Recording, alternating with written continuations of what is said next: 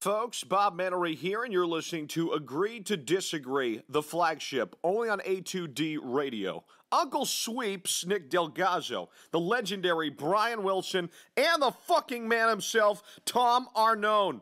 These three guys from Jersey bringing you real talk with no agenda. You don't like them? Tough shit. It's their show, and they're going to say whatever the hell they goddamn want.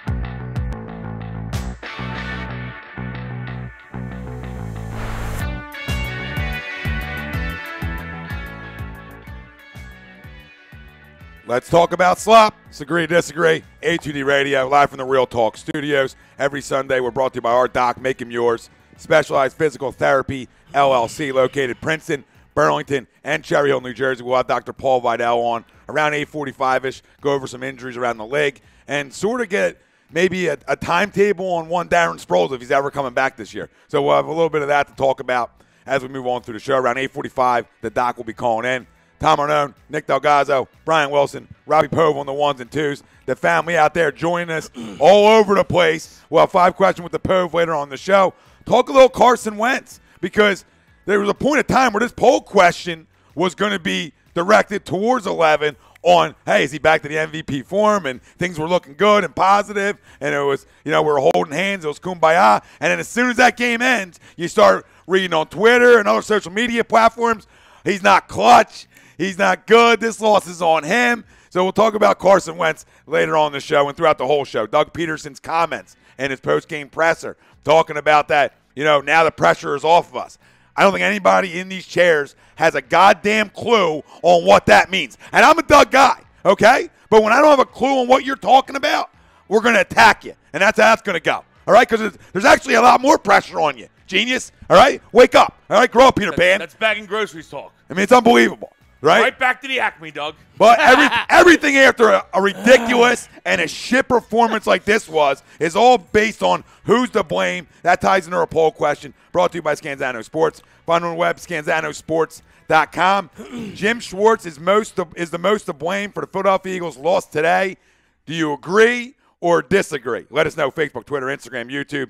A2D Radio is where you can find us. We're reading off your questions, comments, concerns. And listen, if you're some of the family out there that's got some positives, we're willing to hear them. We're willing to take positivity, too, before we start jumping. Boys, agree or disagree, Jim Schwartz is the most to blame for the Eagles' loss today. There's obviously others. We get it. There's a lot to go around when you lose football games in the National Football League. There's a lot to go around, right? There always is. So, it's Jimmy the most. It's a coaching bowl, really, for me. I mean, they're all accountable. I mean, but when you're up 17-0 going to the fourth, it's the guy that's holding that fucking lightning rod, absolutely, all right? And especially when early on and he showed, throughout his career, he likes to bounce around. He's, sort of a front runner to me. He bounces around with some bravado, like he should be the head coach, or he should. You remember that report, or his shit don't stink, and then all of a sudden, when you don't make any adjustments and the fucking sky starts falling, then. You know what I mean? Like, you got to be accountable. Be accountable, Jimmy. I want to see him. Like, this is twice this year that happened. You know what I mean? All right? I don't want to fucking look. Of course we're going to hear from Doug. He's the head coach. All right? And once again, he said something stupid to get himself in fucking trouble. Of course, Doug, nice job. I don't know what the fuck you're thinking. But how about we hear from Jimmy? All right? Stick a fucking microphone in his face. And if he's too fucking scared or too much of a pussy to fucking stand in front of that mic and be a man, all right, then fucking fire his ass. Well, right? you remember the report last year where he was walking around. Everybody should be a fucking accountable. He was walking around the NovaCare like he was that coach. You remember them reports that came out before Game 1 of last year that, almost undermining Doug Pederson, right? And, Jim's got a lot of, what Andy used to do with Jim Johnson is similar what Doug does with Jim Schwartz. He lets him run his defense, okay? But there's got to be a point of time where you go in, that you go into the NovaCare on Monday and you say, yo, dude, the prevent, all right? Yeah, well, come on, can we attack? I still think Doug has a say in that. I mean, you can say that Jim runs it, But in my opinion, it's the whole coaching staff really that this one mainly goes on. Now, obviously, but that's what we've been doing. Why hasn't it already been said? We've been doing this whenever we get a 2-touchdown lead, at least a 2-score lead, we back off and we let everybody else back in the game. It's disgusting. We've been doing it all year. Yeah. So, I mean, why hasn't it already been said? Maybe because it's like their philosophy. I don't know. They're like afraid to get beat deep. You're just letting teams throw 10-yard passes on you all fucking day. It makes no sense. And then meanwhile, we can't tackle, which don't help. Yeah. That 4th down play was ridiculous again. We can't stop anybody on 4th down. Yeah, I know. I was going to say, you're another 4th down from another win. You know Mills, 4th and 10, there Mills it is 15 yards off the ball on 4th down. And, I mean, that's not on him. I'm sure it's on the coaching. Because that's what they're positioning guys. 35-yard But then again, completion, he can't fucking tackle the guy. He doesn't hustle after the guy. I don't know. This is another game that we should have won, right? I mean, granted, like we could easily be 5-2 right now, but we also could easily be 1-6 right now because we haven't stepped on the field and beaten anyone except the Giants this year. Every other game we skated by. Well, that's one year to the next, right? I mean, it's the same. You can say the same thing about last year. I mean, we were talking about and arguing with people on this show. Hey, you just go to locker rooms and win in this league, and that adds up, and then the confidence starts going. Yeah, but we blew a lot of you know what I teams mean? out last year. No, we were, but there was points of time early on in the year where we were skating through some wins, so you gotta and do people were like, and people were panicking. I'm like, you just want to go to a locker room with a win. I didn't care anyway when they made that 17-14. In my head, I'm like, listen, this is ugly. We're going to bitch and moan about it tonight. Just win this football game. You know what I mean? Just win this football game. Extend us here a little bit. But, you know, you can't blow leads in this league like that and, expect to keep a job long. And I don't care what you did last year.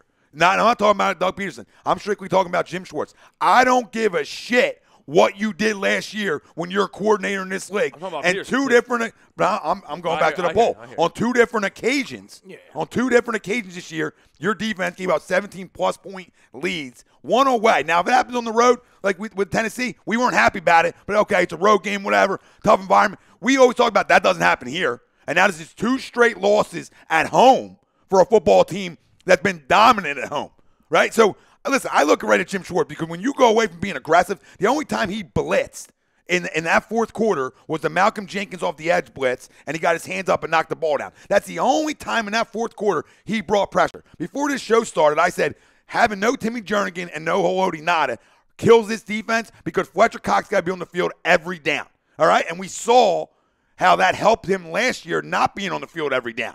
So when he was on the field, he was stronger and he made more plays. That matters. We can't just act like it doesn't matter. That definitely matters. There's still no one's running on us still, though. No, but Rodney McLeod obviously hurts us. We're not getting the pressure. But there's no excuses when you're up 17 and you got a guy who can't make a throw on me and you in a backyard right now, all right? And you let him off the hook. And what I mean by letting him off the hook, you let him get his confidence going. Easy throws. Yeah, you let him get his confidence going. Are you kidding me, Jim? Are you kidding me?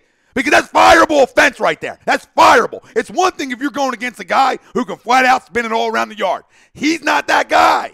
He's not that guy. There's a lot of quarterbacks in this league that I say, you know what?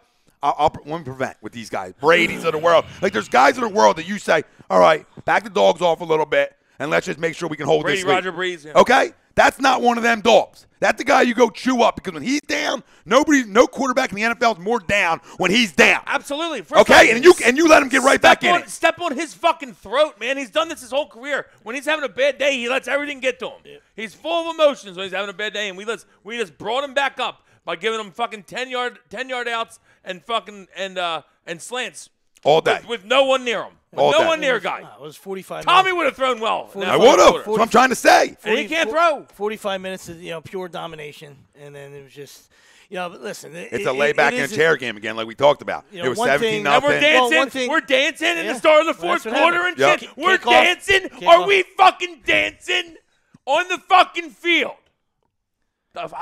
Christ, I was at a wedding last night. You dance there. Fuck! Fuck! That my fucking week is already fucking ruined. It hasn't even started yet. It hasn't even he's started. right. I mean, there you go. It's pillow and post, man. You got to finish up. Listen, we might have 100 comments already, right? So I'm just going to start rocking them off. Bob Hartman loves the poll because he's anti-Jim right now. Mike Madarack, what up, Mike? He says, fuck. Jim Schwartz can eat a bag of dicks. Bob Hartman says, yes, let's rip Jim. Corey Iwacha, I didn't get it right, Corey. Sorry. After this loss, I'm pissed. Let's move on. And that's what we can do. But right now in the moment, it's tough. It's tough to swallow. Mark Howard, why in the hell are people saying we should have Foles and over Wentz. Well, them people are idiots. Yeah, we don't listen. We don't listen to them. He completed 18 straight balls at one point today. Okay, he was slinging all over. Did he choke at the end a little bit? I mean, did he maybe try to force it into Alshon? Yes, he did, because there was guys open. And you could see it. You could see it during the game that Smallwood was wide. Now we don't know that Smallwood was going to catch that ball. I mean, dropped one last week right there, same position. But I'm just saying, I don't like that word. I don't like that word, especially force? No, I don't like the choke word. He's 3 years in. No, I'm not babying him. But we got to score. We got to score right now. Absolutely. But as long as that narrative was used with 5, then I'm fine with it. Coming from, two guys that are monster 5 guys. If you used it with 5, you can use it with him, and that's okay. That's the way I look at it. I'm not saying that he's choking always. I know that. I'm saying today's everybody's saying that. But it's easy to say. It's easy to 4-3 say. and 3-4. Absolutely. I know you got to score. We had to win that. We had to win. I think you run the football 3rd and 2, though. I got a problem with that. Right? But he did miss them wide open. But it's easy to sit here. I know. 21 times for 50 yards. So you never fucking establish it to begin with. But anyway, was he open? Absolutely. It's tough to play quarterback in the NFL. He got sacked 3 times going into that one because the last one was on the 4th down.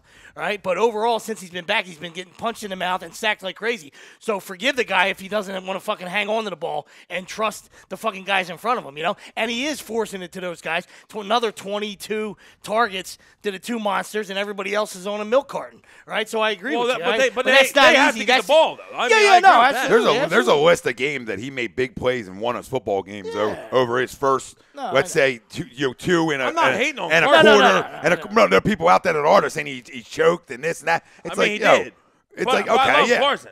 He missed the guy. He missed the read. That's all. He missed the read. I don't call that a joke. I call that just missing a read. You got down there because of fucking pass interference. So, yeah, but I mean, guess what? But once you get that, then you got to go for the killer, though. That's actually a great play by the Carolina guy. Absolutely. Because it's probably a touchdown. And now that's the opposite of like what we're saying with Schwartz. Right? That guy, whoever that jabroni is, could have changed his philosophy and said, hey, let's keep everything in front of us. Instead, they went up there and fucking pressed Alshon, and the guy got fucking torched, and he made up for it by fucking mugging him. You know what I mean? So. You got down there with that one, which, it is what it is. It was a tremendous penalty. But, when you get there, you got to smell blood, and you got to finish that game right there. Absolutely. Just we're at home. And you pick your defense up. Because we're at home, and we had a 17-point lead. You got to score there. Yeah. So Michael Tafari says, to this point, when do we start grading Carson like the rest of the team? Nobody is questioning his talent. We are pointing out the fact that he made key mistakes, and I think he says, when does he get held to the same standard as everybody else? And I think he does. I don't give anybody a pass. I don't give him a pass for the final couple plays of that drive. I don't give him a pass, but what I look at is the body of work throughout that football game too, and a guy who's getting stronger and better, like we talked about. Listen, did he have parts of blowing a 17-point lead? Absolutely, because he has the ball in his hands. But he's the least of our problems. But with this defense at home, this should never be a question. You understand that? It should never be a question when we talk about a coordinator walks around like his shit don't stink, and a bunch of guys on that defense that walk around the NovaCare like they own the fucking joint. Okay? And when you walk around NovaCare like you own the joint, then own the joint at the link on Sundays. And dominate when your offense gives you a 17-point lead against a shit offense in the Carolina Panthers. Now, okay, it's one thing. Let me pose this question to you now, okay? Fine, I'm fine. Let's give me a That's fine. You're upset with Jim. Now let me pose this one to you though. So after they go down and score and make it 17-7, right? Then we come out and we run 3 fucking 17-6. Sorry. Then we run 3 fucking pass plays and punt it right back to them. What are we doing? That's what I'm saying. What are we doing? That's why. See, that's why it's the whole coaching staff. Yeah. Because what the fuck are we doing? Absolutely. What are we doing? Dude, you're up 17-6 in the 4th fucking quarter. Run the football. And I'm sorry, you can't run Corey Clement. He should be a 3rd down back. He can't run. I agree with you. He runs right into people. He runs right into the fucking line. No, it's like he's fucking blind. Hold on, to your point, it's a great point. He's a sand shark. To your point, it's a great point. You can only come back if you have the football. You know what I'm saying? So if you sustain a drive, right, then the fucking game's over. Game's over. But this offense, this guy, this head coach talks just like everybody runs the West Coast. That possession you're talking about, I think, was a key sack, but it was only 4 plays. It was like a sack, They picked one up, and then he got sacked or something. I don't know. It was 3rd and long or something. The next drive after 17-14. Yeah. You got to run after it was 17-14, that was 3 out. That was 3 out. Hold on. Let me get this out before I forget it, because I will. But he talks about, and other coaches in this league talk about, and I talk about it, right? You've heard me say, hey, you throw to get leads in this league, and you run the closeout games. Well, hey, everybody, you there? You're there because now you're going against what you say works. So now listen, if you don't have confidence in your backs to handle it, in the fourth quarter, and you don't trust them with the football in your hand, then pick up the goddamn phone, okay? Yeah, if you don't trust it, no, I agree. You understand? If it's a trust factor where you don't trust them in them spots, then pick up the call and go get a vet that you can trust. I'm not talking about Le'Veon Bell. I'm not going crazy. I'm saying if you don't trust these younger backs to be in these key spots, then pick up the phone and go find a vet that you can trust. You know, Carlos But it was Hyde like you was ran- Like Yeah, LeGarrette. that's what I'm saying. Like that LeGarrette. That like, guy, you know. he went right by your He ain't face. trading LeGarrette. You know, No. I'm saying like that kind of guy that you can trust. No, like you're right. not a superstar. just a real Hyde good player. went right by your face, and you're like, nah, we're good. We'll pass on him. Okay, that's fine. But you ran the ball on first down. You got 8 yards, and then three straight passes to lose the game. I mean, it's just. So Aaron crazy. Morris wants to know how the hell did Carson choke? And then our good friend Kyle Meager, who's anti-Carson, anti-Christ, said, did you watch the game, Aaron? Yes, she did, Kyle. And the guy was flat out slinging at one point to a point where this poll question was going to be, is Carson Wentz is back to his MVP form? Agree or disagree? That was going to be the question, Kyle. So because of a bad read, that's not a choke job to me. That's a mistake. There's a difference to choke jobs, okay?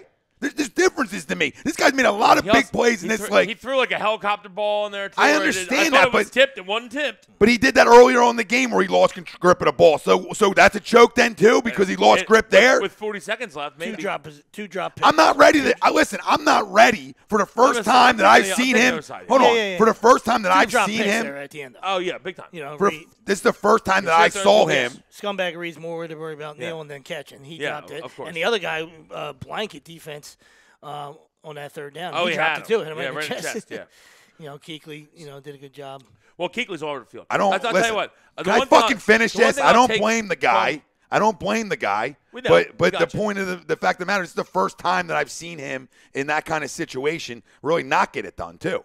So I think we've seen him in a lot of big time spots and big time moments make the big time play, right? I mean, for talking about Carson. So I mean, all of a sudden, like, listen, I'm all for it, man. The guy's not getting it done. Has a bad Sunday. Let's come like dogs at him. But this wasn't one of them Sundays to me. This can go all around this locker room. This is a really big game, though. No, but to me, that's why to me it's Jimmy. 4-3 and 3-4, huge difference. God, I'm done yelling at you. Of course.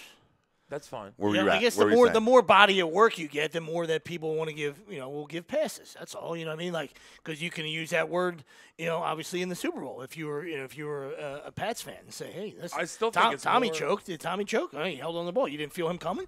Tommy choked. All right, but that would never be used because he's got 36,000 rings and he's the fucking GOAT. I get it. All right, so as this guy's fills out his resume more, it'll start to go away. And obviously, he didn't win it last year. Tommy also has the best fucking coach of all time. Yeah, I know, but he didn't win it last year, so people still have that sitting there. Like people that want to kill him have that. Like Meigs want to keep that, want to play that card. They got that fucking card right up their sleeve, and anytime something goes bad, they just say, "Hey, well, he didn't win it for us." He's saying I put words in his mouth, and we know that's not true. But if he didn't get hurt, so Mark Brogan said, "So much yelling. It's like there's 3 times." That's a good one. Mike Royal, not Carson. People, Doug's play calling and clock management is the issue, and I think the boys touched on that a few minutes ago. Big time. It's the Andy Reid tree. It's the tree, buddy. Yep. Yes, it is. Fucking eating that fucking Andy Reid apple. You know what I mean? Like I thought we were in the nest in the tree.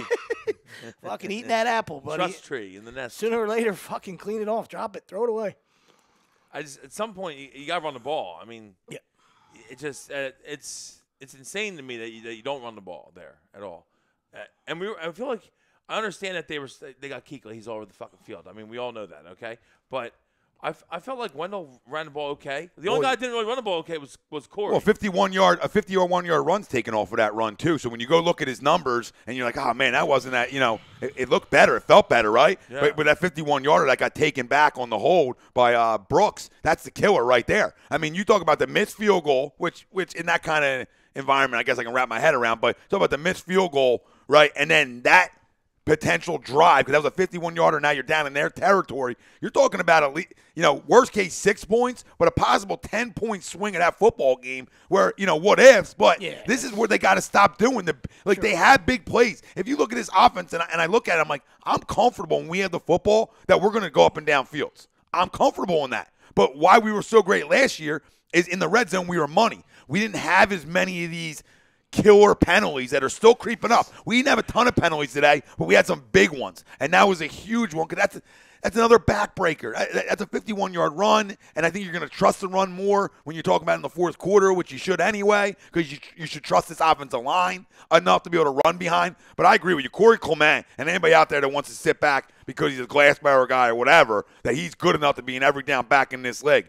lay off the good shit. I mean, lay the hell off of it. Because he runs into brick walls. It's like he looked for somebody to run into. But I mean, to like Willie's point, I never seen nothing like it. You're not taking timeouts. So even if you ran 3 horrible fucking dives or off tackles and you got nothing out of it, you're running the clock. 2 minutes off you're the running clock. the clock and then you punt it. You know what I mean? That's the thing. Like the clock is your friend there. It's time and score. It's time and score. You know what I mean? Except unless you're playing baseball. You know what I mean? And yeah. You know when you're playing these clock games, it's time and score at all times.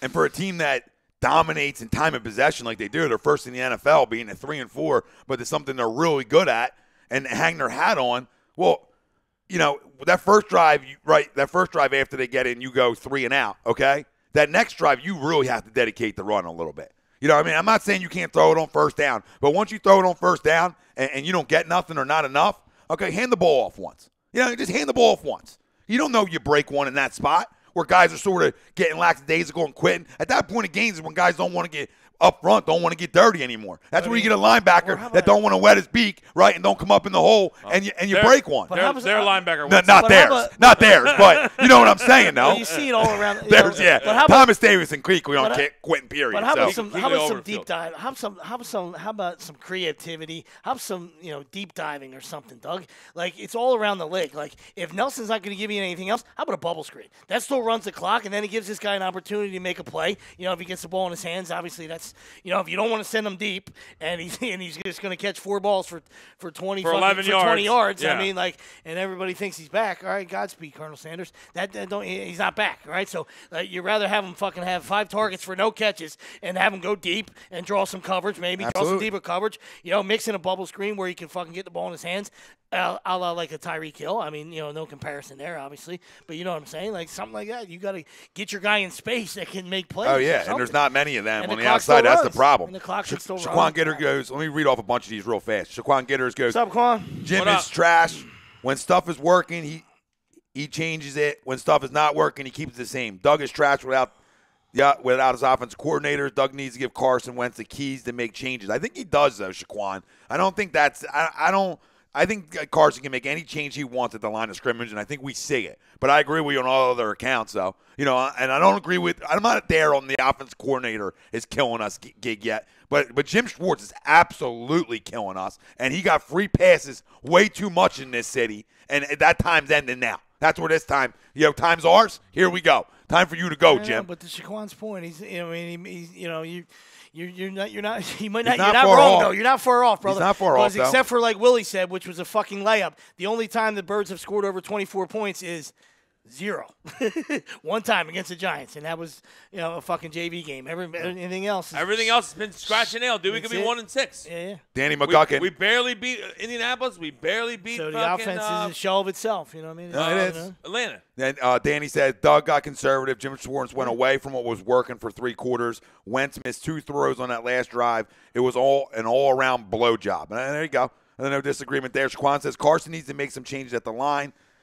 And Dawn says, I think blowjobs are good, though. I wouldn't call it a blowjob. All in all, a fucking. Lee Abrams says 3rd and 2 after an 8-yard run. Yeah. With roughly 50 seconds left, 2 timeouts, and they pass instead of running twice. And there's points to that. But then, like listen, and they do run the ball twice and they don't get nothing. Then we're up in arms on why our quarterback's been slinging all day, and now we don't want to throw it. So I mean, I get it. I think one of them territory. You don't have to run it twice. No, but once if you want to run on 3rd and 2 or whatever, I'm fine there. But I don't think you have to run it twice there. If you want to go 1 and 1, like okay, you run it, you don't get it, then you're obviously throwing on 4th and 2. First off, it's a cute league. Carson, just run it for fucking 3 yards and slide. It's a cute league. All right, these guys watch each other. They're copycats, and everybody tries to get so cute. Right, the fucking 9:30 in the morning game in London. They get fucking Derrick Henry after a penalty. You want to go win the game, Mike Vrabel? I love the fact that you have giant balls. You hand it to Jared Henry, who's a monster. No, they run play action and fucking throw it out the back of the end zone. So the stupidity is fucking league wide. Right? And we know it's a fucking passing league. I get it. Right? But at times, you got to be able to make adjustments. And that goes for everybody, on both sides of the ball. Well, Kyle, you can't say the defense wasn't good last year because we were first in the NFL in rush defense, and we flat out got after the quarterback. And this is the same. We have the same leads we did last year, but our defense is letting teams off the hook. You understand? We're not getting the quarterback. So you can't. That's something we came into this season hanging our hat on that. We probably have the best overall pass rush as a unit in the NFL. We were wrong about that. That doesn't look like that right now. To me, that's not what I see. I don't see when we get leads and when you can pin it back, I don't see the pin back like I did last year. That's the difference. This defense closed games out last year. They created a ton of turnovers last year. How many turnovers today, guys? Because I'll sit and wait. How many turnovers did defense create today? Have we forced a fumble this That's a problem. That's a problem, fam. I don't know, man. It's like bad. We don't get any turnovers. We're not getting enough pressure. No. It's a whole thing, man. And like obviously we all know that we have corner issues. Like if you our best, probably the worst part of our defense is our corners. Yeah. And so you need the pressure to take some pressure off them. Yep. And it's just not happening. And both sacks were like individual efforts. It wasn't even like they got there or they had a free run. You know what I mean? Bennett just blew his guy up and got there. And then the other one, Cam tried to go out the back door and he just ran into Brandon Graham, So it just, there's just, you don't feel like there's any pressure bringing the heat. You see other teams around the league. That's what I'm saying. You're 7 weeks in. You got to evaluate yourself. You go around the league, there's some teams that are getting 11 sacks. You know what I mean? Like, I'm not saying you got to compare yourself, to other people, but come on, dude. Like, other fucking teams are getting to the quarterback. Well, I buy right into what Chris Lyons is saying over on the YouTube, and we'll get to all the family over there as well, reading off theirs. But he said, you got to press coverage for 60 minutes. And I'm starting to get to that mindset, man, where get up and get physical. Let your corners get a bump. And when you're dominating the game, why go away from it? Why change? Yeah. That's what I don't get. Because everybody wants to be cute in this league. Everybody, us included, right? You know what I mean? Everybody wants to get cute and outthink things. Like, oh, you know what? Like, you don't think about, like, dude, if they go get 6, right? They go down and get 6, well, then their momentum starts getting going. And then we're going to let Cam get going. Like, you know what I mean? So, like, I'm not a big believer in I'm going to play prevent defense when I'm up 7 with 30 seconds left and you have the ball in your own 20. You understand? There's times and places for the prevent defense. The prevent defense with 15 minutes in a whole fourth quarter to go, and you're up 3 scores, right? And now's your time where a team's going to get 3 possessions, if not 4, in the fourth quarter, right? You know it. So that's not the time where I want to back the dogs off and play 20 yards off and give all this cushion and all that's nonsense. That's not the time and place. That time and place that I'm going to look for that turnover, right? I'm going to look for that fumble we talked about. I'm going to look for a strip sack, stuff like that. That's what I look for in them situations. It comes down to, once again, is talent evaluation again. Because if you can't if the only way you can play corner either in somebody's system or in this league is fucking 15 yards off the fucking ball, then you can't play corner. You can't play corner. Yeah, you can't play corner. Right? If you can't get up and get in somebody's kitchen and then backpedal and then you can't fucking play corner. Corner daddy. Who the fuck are you? You're just a guy that roves around. That's great with great hair. With great hair. You know what I mean? That's all you are. You're great. So you gotta be able to fucking. I don't think Slee's got the great hair. No. Did you get who I was going with? Like, here's a guy running around with great locks. Great green hair. You got a key comment over on the Instagram here. Whoa. Testing. There we go. All right. That boy, the Angel, goes to the poll question. Carson's the reason for the loss today. What's your take on that? Another guy blaming Carson for the loss. I mean, that's fine. He had the ball in his hands at the end of the game. But I'm not going to blame him solely for this loss. That's crazy. He threw for 300 yards and 2 touchdowns. I mean, the guy looks like the MVP form. He was going to be that poll question. He was going to be. My take is that person doesn't have a clue what the fuck he's talking about. No, because plenty of games in the NFL end inside the red zone. You know what I mean? Plenty of drives end in the red zone. Almost every game. Almost every game. So it's not easy to score in there, like you said. But you like to score. You like him to finish that, pick up the defense, and fucking walk away the hero and ride off into the sunset. But it's not that fucking easy, people. Rasul Douglas news over on YouTube. McDougal gets playing time, but Rasul doesn't. That's a head scratcher too. Because the only guy who actually plays the ball and makes plays back in our secondary this year has been Rasul, but he can't step on the field. Mario Cerrito, what up, Mary? Says, I'm out What until up, Mary? Howie is in. Y'all are looking fly. Thanks, Mary. Chris Ross goes, Hibachi. Cute gets you L's, and that's spot on. Lee Absolutely. Abram, 14 offensive plays in the fourth, and 13 were passes. Come on, Andy. Slow it down, Andy. Because that's Andy-ish, and we've seen Andy play tonight. Dude, you throw to get leads like you told us, and you run the closeout football games, Doug. Michael Tafari says, I blame Carson for not winning us the game. I don't blame him for losing the game. Does that make sense? Yeah, that makes sense, Mike. I buy into that because he did have the ball at the end of the game in his hands, and he didn't get it done. But I'm just not ready to be like, I'm not ready to throw face jabs. You understand, Adam? I'm ready to give him like one of these, like a little, you know what I mean, a little something on the arm. I'm not ready to fully like throw all blame at stuff, wins or losses, at him. Make sense? Because I thought he played a really good football game today for the most part. I did. I thought this offense until the fourth quarter was playing really good football. When it becomes a trend or something that, that's going to follow him the rest of his career, or that he's something that he does a lot, right? Then absolutely, then then he's not going to get a pass or get roasted. And like I said, not that we give out free passes. I mean, we'll hold everybody accountable, right? Wow. You got to finish that from an offensive standpoint. They got to finish that game right there. They had an opportunity inside the fucking 15, all right, to go win a football game, and they didn't. And they right? didn't get it done. That's it. So look, but guess what? He'll stand in front of the microphone, and he probably already did. I didn't see any pressers, right? You didn't see anything from Jimmy. Carson will stand there and fucking wear it. He'll wear it. When it becomes an issue and it's over and over and over again, right? That's when you get a fucking label, and that's when you get a tag. Hey, this guy can't get it done. You know what I mean? And Bob hopefully that never happens. Chiefs touchdown. Bob Hartman says, 7-0. entering the game, the Off Birds. and running. Bob Hartman says, entering the game, the Birds were 152-2-1 when leading by 17 in the fourth quarter. Wow. Scott Newell says, 3-1 now. I think the point with Carson is he should have hit the wide open small one on 3rd and 2. And we all know that. Yeah, we all know that. And that's just a misread. I mean, I can't hammer because of the misread. It's easy to sit at home. I understand. Yeah. Like, I understand the tough. frustration, and I get it. All right, nobody's giving him couch quarterback. Like, I'm not pretty saying simple, give him. I'm not just gonna fucking give him a pass because of that. Right? No, But that's absolutely his not. No fucking passes. 4-3. That wasn't the fucking play. That's probably his third progression, and he just fucking locking in on the two fucking guys that he knows are gonna show up every week. Right? And that's so.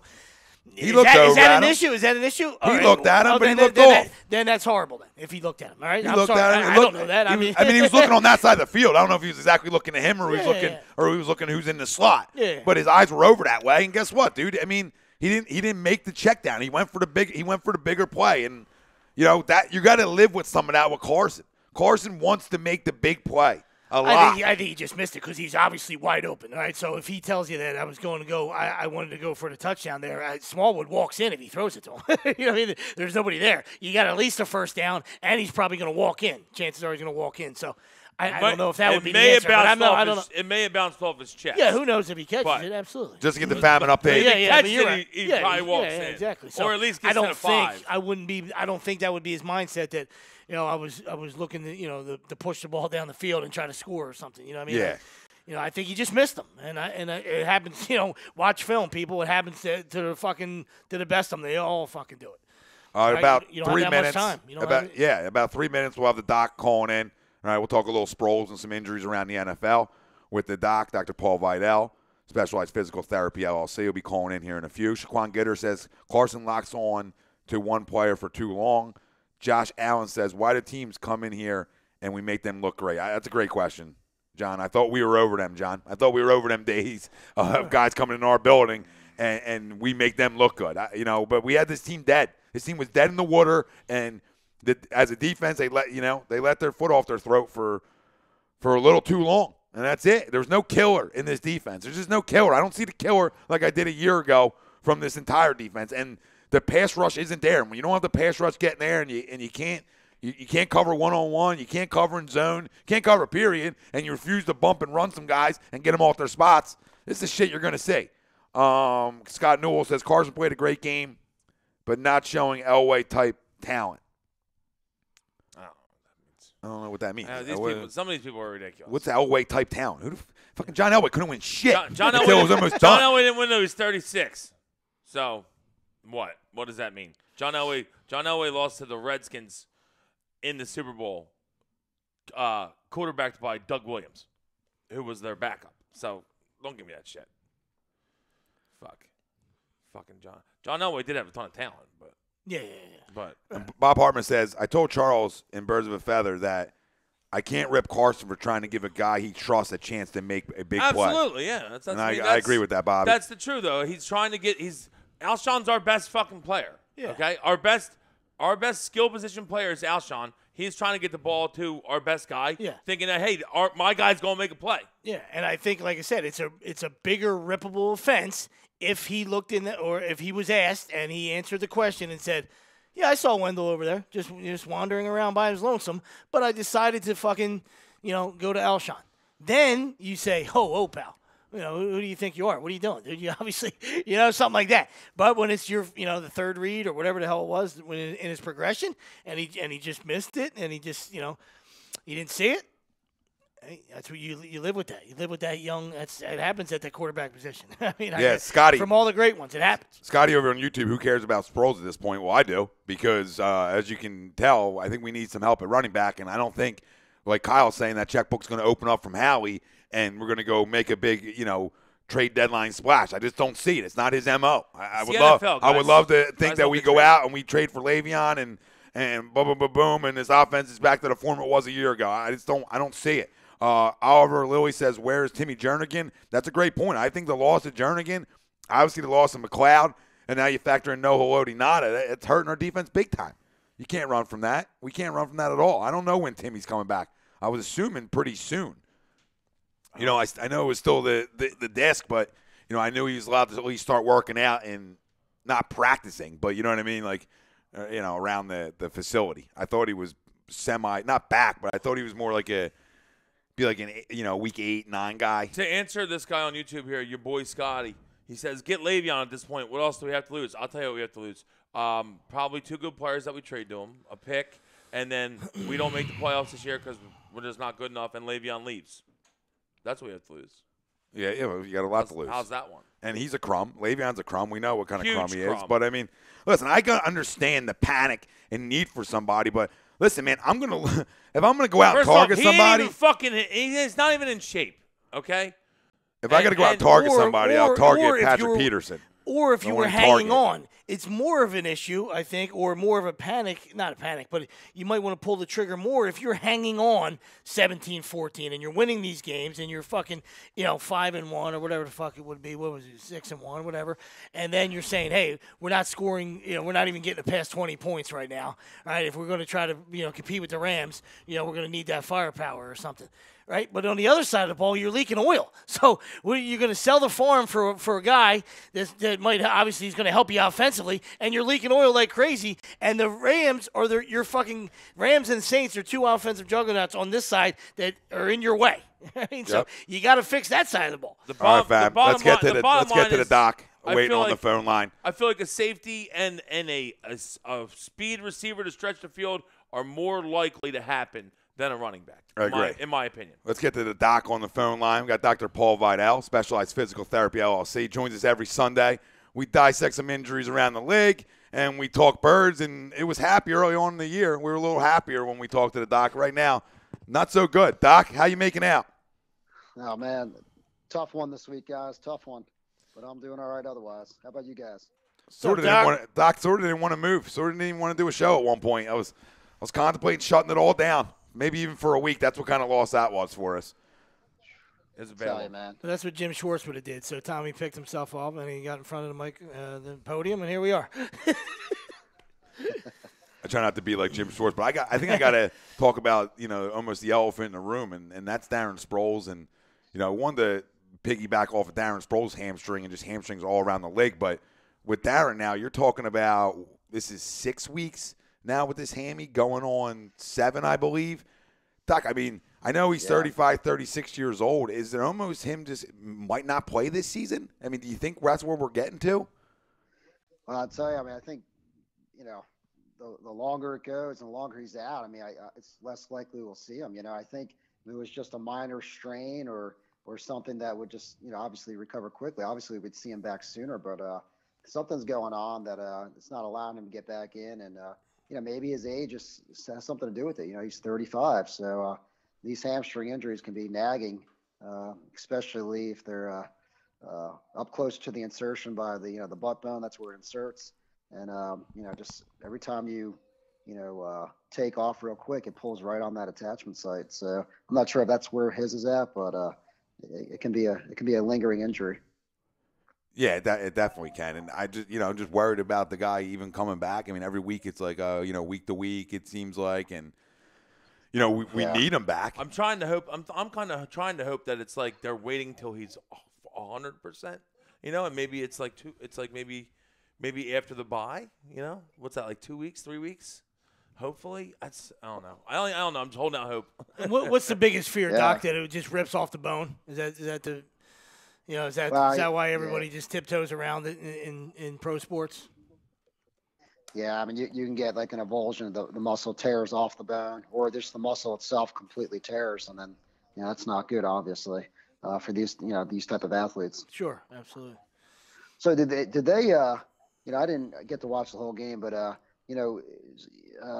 Sproul's a running back, but I mean, how much did they utilize the running backs today, or was that something discussed? I didn't, it just didn't seem like they have other guys, obviously, right? So did they use them much? Early on they did, but in the fourth quarter I think that's where everybody's hanging their hat on it. They didn't at all. They threw the ball. I think, what did they say? 13 out of 14 plays were pass plays. So one run in the fourth quarter. And I think with Doug, it's more window dressing. I mean, it's 21 times just to make some people happy, and for 50 yards. I mean, you're not. It's not doing anything. You know what I mean? But even though we need to establish a run, and especially late. I thought small. 17-0. Yeah, 17-0. You got to hold the lead though. Yeah, you're 100% right, and that's when we should be pounding. We should be pounding the ball with a 17-0 lead. Well, that's why I wanted to start off the doc with the Darren Sproles, because they had a lot of trust with him in the Atlanta game. He saw a lot of carries in that fourth quarter of that football game and made a couple big plays to help extend some drives on meaningful third downs and stuff like that to help us in that football game. And I think he's been a weapon that, I know now everybody's mad out there. Oh, screw Sproles. We don't need Sproles and all this stuff. But we do need Sproles. He'd be a nice addition to have in this offense where we don't have a lot of playmakers. But, Doc, even bigger than Darren Sproles, you see it all around the league. I know Robert Producer was talking about this before we even came on, but you see it more and more with hamstrings all around the league. What can guys do to maybe help prevent this a little bit? And are you seeing them spikes a little bit too? What was that last question? What was that last part? Like, do you see more spikes? Are you seeing it like me and Rob are, where we're seeing a lot more spikes of the hamstring injuries all around the league? And is there more guys can do to maybe prevent that from happening? Yeah, man. There's a sniper out there that's just taking these guys out. I mean, honestly, but yeah, man. I mean, it goes. Injuries are going to happen, obviously, right? But I think from a hamstring type of injury, I mean, a lot I think deals with the core, man. And the midline and the trunk stability. That's kind of where it starts, I think. And if guys are looking to reduce their risk for injury in the hamstrings, it's not necessarily the strength of the hamstring, which obviously that I think that helps. But you can be as strong as an ox with the hamstrings and have poor core strength, and you're in trouble because the hamstrings don't have anything a stable base to pull from if the core is weak. Well, isn't that funny when you talk about NFL players too, Doc, where the core is like their biggest focus when they're lifting and all that kind of stuff. They focus so much on the core where you would think that you wouldn't see the hamstring injury. You'd see, Sony Michel, you see knee injuries and obviously concussions and stuff like that, breaks, but you really wouldn't see the pulls as much because these guys are so conditioned. That's why, it's surprising to me. Is it some guys that maybe just, is anything to do with stretching prior, help or not help? Yeah, no, I mean, I think that all helps. I mean, you go into a big game if the muscle is cold and not ready to go. The hamstring is one thing. The opposite muscle, though, is the hip flexor, right? That's in the front. And if you have an imbalance in terms of, the hip flexors being too tight, I think that puts abnormal strain or increased strain on the hamstrings as a result. So I think there has to be a balance front and back as well as core strength. Okay. I don't really have it.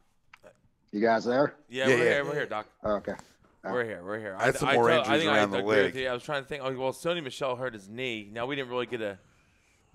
obviously that's a bad injury for New England. He was looking really good for them, but we didn't really get a report. But obviously, a knee injury is no good. He had something coming in too, so I don't know if it's that same knee too. He was kind of twisted, and it looked like I'm sure he's going to be getting an MRI. Oh yeah, I saw that. Yeah, he got bent backwards too. Yeah, a little twist and then a bend back. Yeah, dropped the ball. Yeah, fumbled the ball. Well, Doc, this is what you see, and so many guys now are taught to go low because you want to avoid the head and avoid the the 15-yard penalty and the fine and everything that comes with that. And now guys are going lower, and you've heard guys talk around the league. Well, I'd rather you go high on me and deal with a concussion and be out a week than you go low on me and now I tear my ACL or break my leg and I'm out for a full year. It's a lose-lose regardless because we know obviously concussions long term, but is there any way to avoid this and maybe meet in the middle somewhere?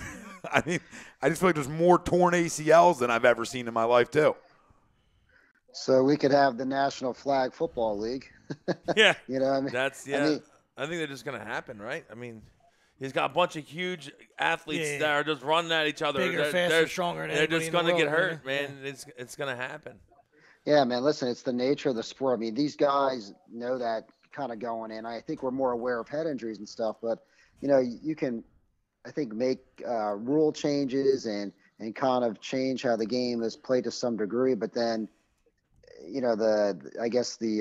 the intent or the spirit of the game, I guess sometimes will get lost or we're muted a little bit by all these changes. And then guys who are, in my opinion, who've grown up playing this game now have to adjust to all these changes. It's hard to kind of change your reactions right on the field when you've trained to do something else for so long. Absolutely. And they're so strong and fast because you're seeing a lot of non-contact injuries too, so that's the old head scratcher as well, it gets you. We're like, they're just so bigger and stronger and faster, Doc, that it's just when you see those non-contact injuries, it's crazy. Well, some guys in the chat are saying, too many Dean's is saying too many knee injuries happen on field turf, instead of grass. Right. Do we see any correlation to that?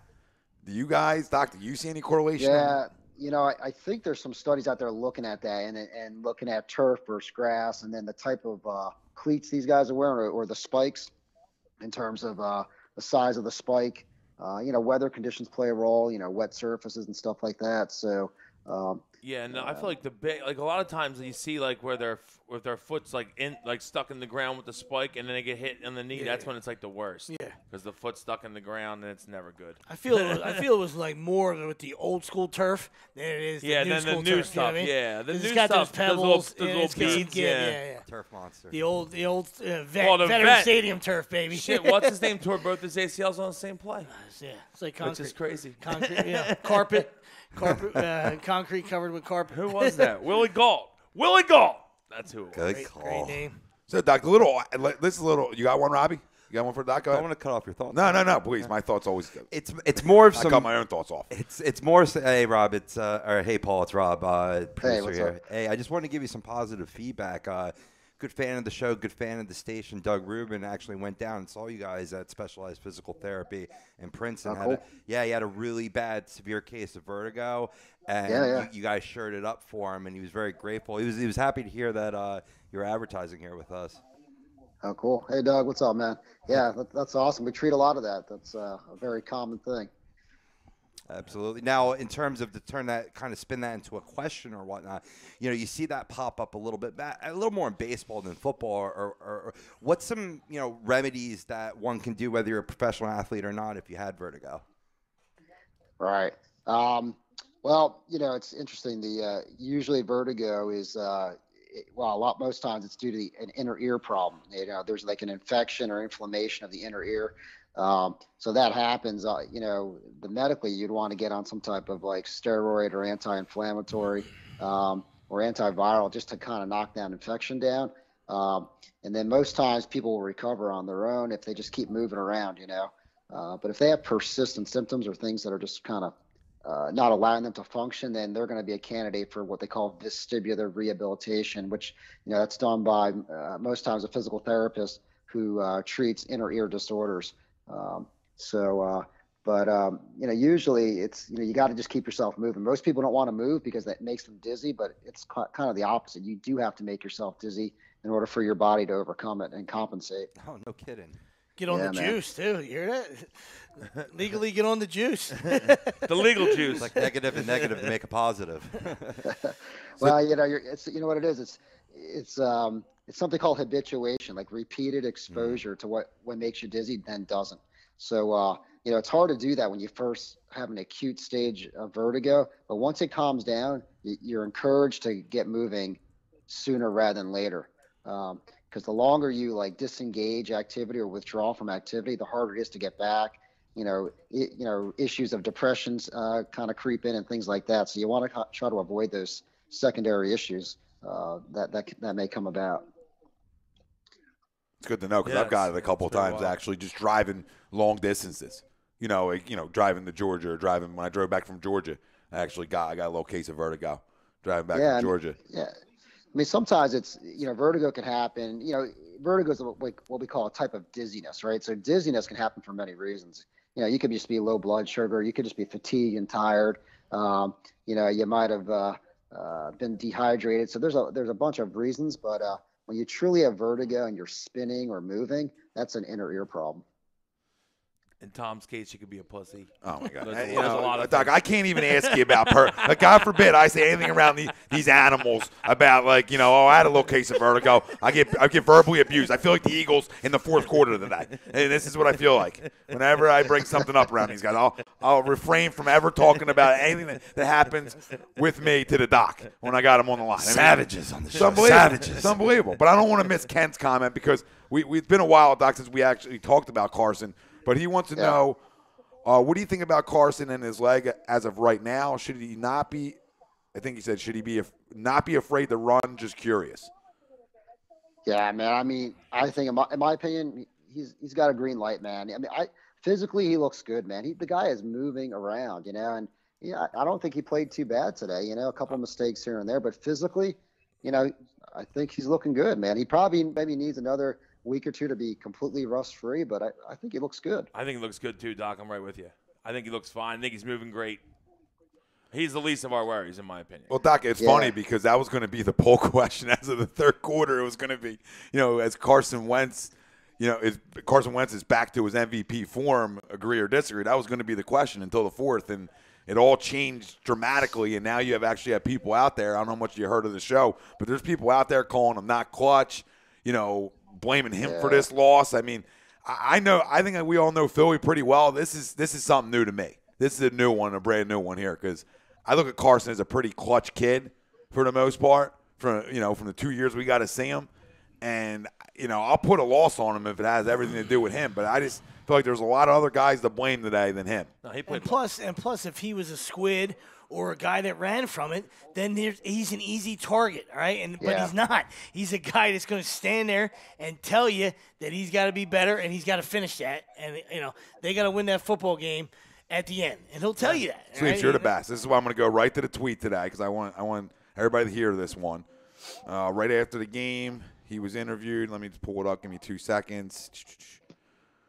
It's fun to see Torrey Smith burn this today. So Carson Wentz, upset after the loss. This is via John Clark, NBC Philly. Extremely frustrated about this game. Just really praying just to ease my mind, ease my heart going forward. There's no time to feel sorry for yourself. There's no time to be pissed about it. You have to learn from it quick. And we talk about, I know we talk about it all the time, your response to stuff. We can't go backwards. He can be as mad as he wants about missing small one in the flat. It's on to the next one. Move, how can I get better? And guess what? We gotta go cross the pond, and we gotta go get a win because we have to. We can't go 3-5 into and the they're bye. Leaking oil big time. Yeah, they're leaking oil bad. No excuse. Gotta beat this team. Gotta beat them. I'm assuming they're probably going to put Blake back in, and Blake will start.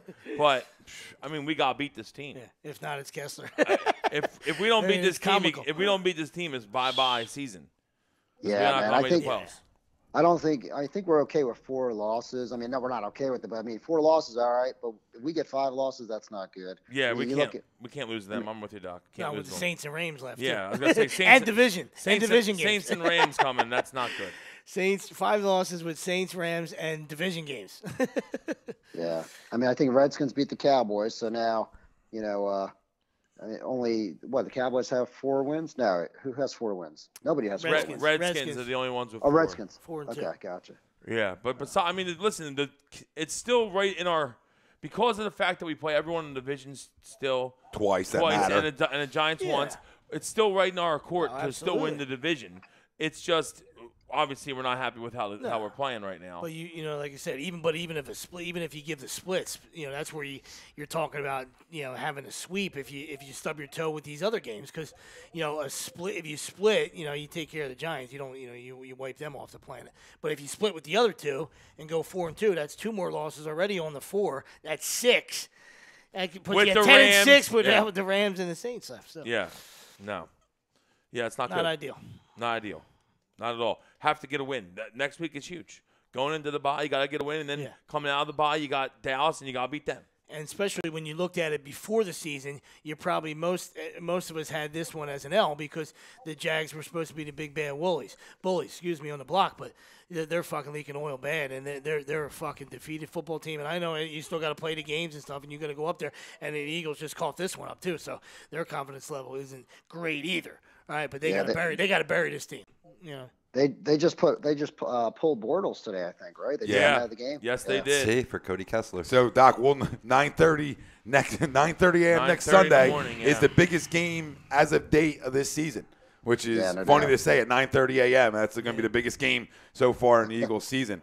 Doc, before we get running, anything coming up, any events coming up you guys are doing, or anything people out there can know about specialized physical therapy? No events coming up, but like I always say, this physical therapy in the state of New Jersey, you have direct access to, meaning you don't need a prescription from a physician to come see us. So listen, if you got back pain, neck pain, or something that's just kind of keeping you down and you need pain relief or need to move better, give us a call. We can check you out. And a lot of times sometimes it's just some simple instruction, exercises to work on to get yourself moving. Other times we got to see you a couple times, but when you get hurt, it's early access to a therapist will get you on recovery faster and sooner rather than just kind of waiting. So that's kind of my message for tonight. Absolutely. I think if you have anything nagging, you should go see the doc, because there's nothing worse than having something nagging forever. No, and to piggyback off of that comment right there, Wells, all insurances, right, Doc? Yeah, we accept most major insurances, and including Medicare for all you guys, old guys out there. And there's plenty of them. You looking at me, Doc? Hey, Jurassic 12 over here.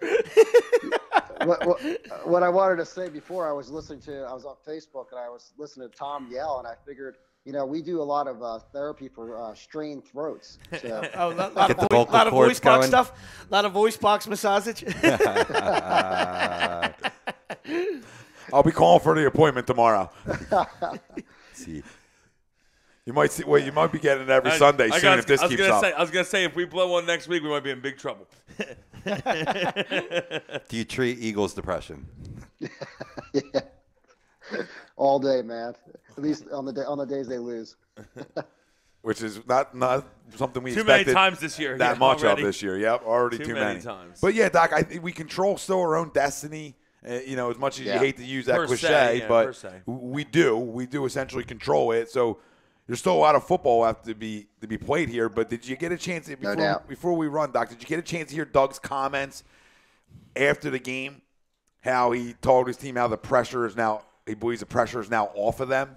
Yeah, I heard that for a second there, and I was like, I didn't get in the full context, but that's what I heard he said. That's interesting. Yeah, I don't know how I think it's the other way there, I would think, but more pressure now. Yeah, nothing intelligent about it. I mean, you're the Super Bowl champs. You were the hunted ever since the ball dropped. You know what I mean? So the fact that you're 3-4, you think people are just going to, ease up on you? No. They want to bury you, buddy. I mean, come on.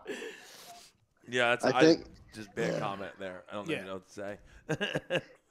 It's like he's trying to do reverse psychology or some type of Jedi mind trick on his players. Yeah, so. Definitely. And if you're not, if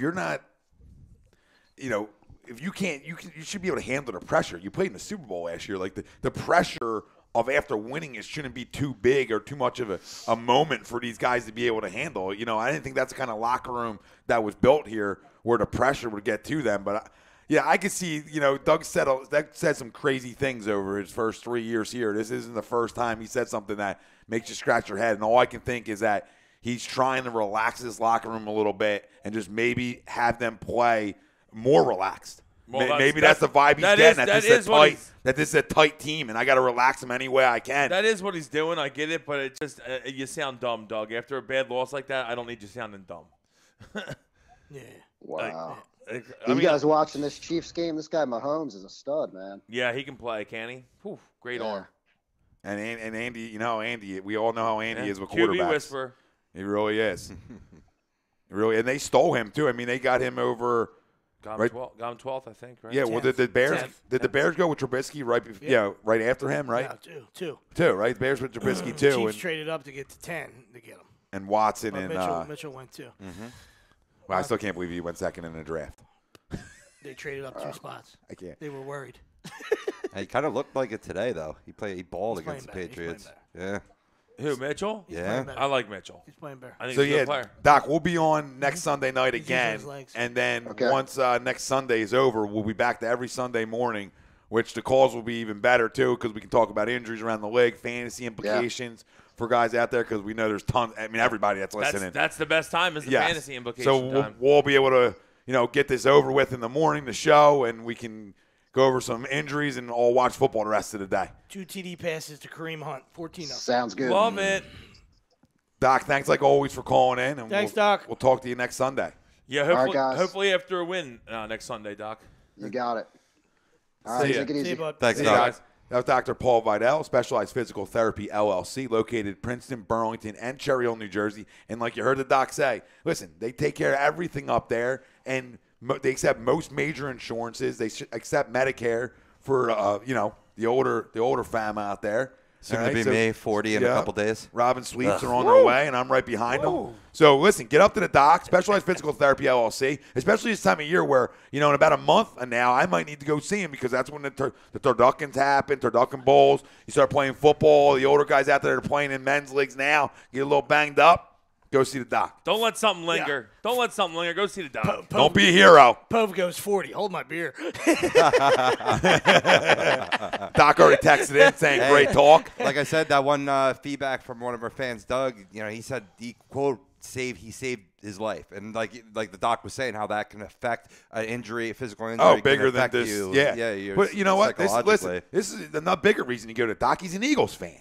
Okay? We take care of our own around here, people. Absolutely. We take care of our own. You want a fucking Cowboy fan working on you? Absolutely not. I wouldn't trust him. No, they'll hit it off the crossbar. We can't have that.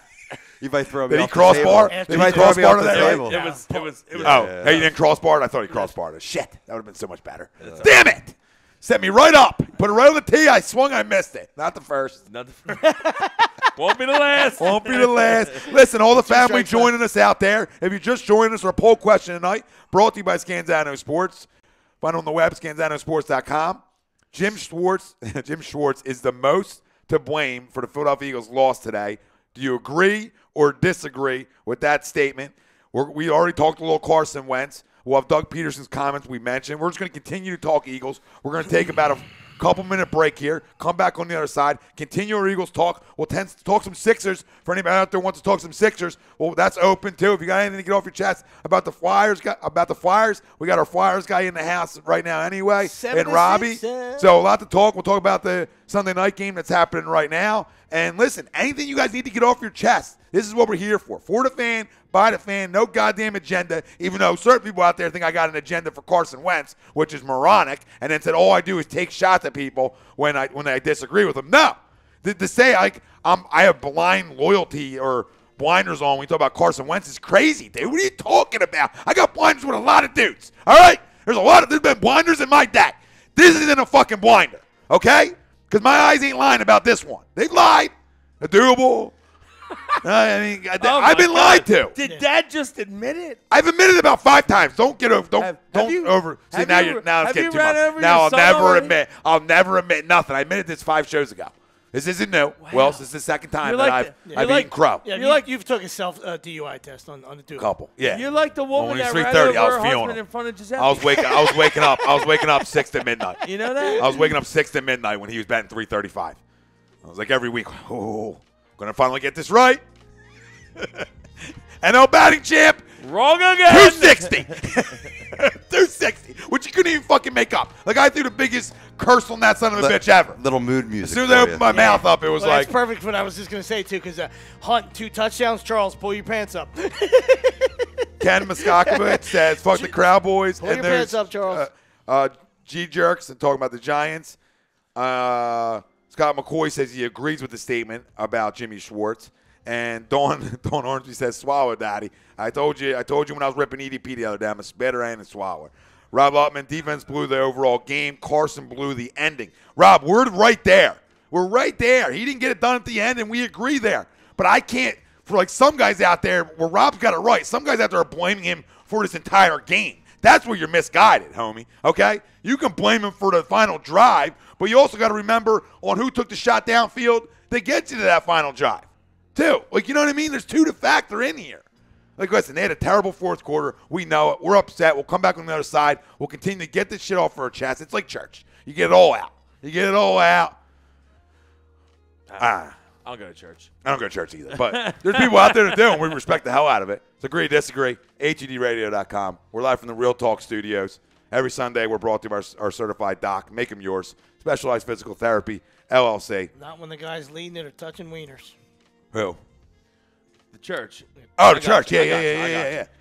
And also, this segment was brought to you by our certified public account. Make them yours. Gibson Mayer LLC. Find them on the web, GibsonMayer.com. Everybody on Twitter, Instagram, Facebook. Head over to YouTube. Head over to the site. Join us in the chat over there, and we'll continue talking to you, fam. We'll be right back.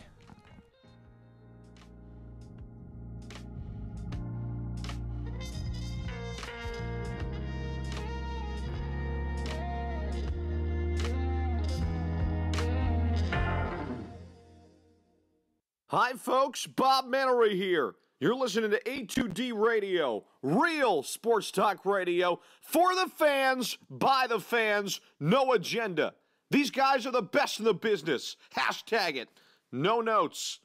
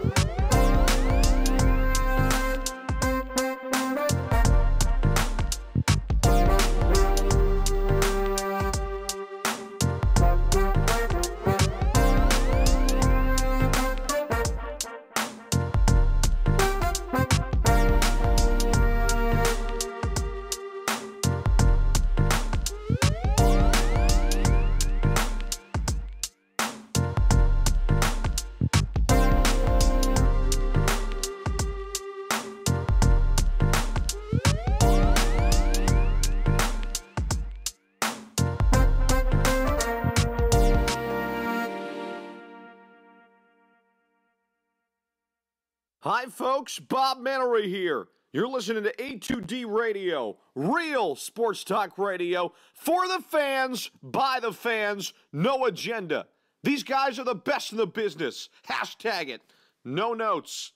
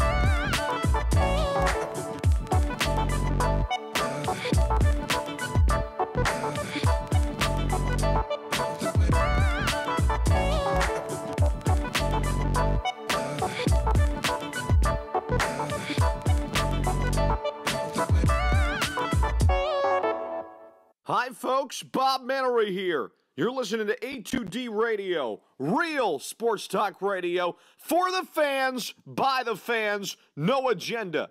These guys are the best in the business. Hashtag it. No notes.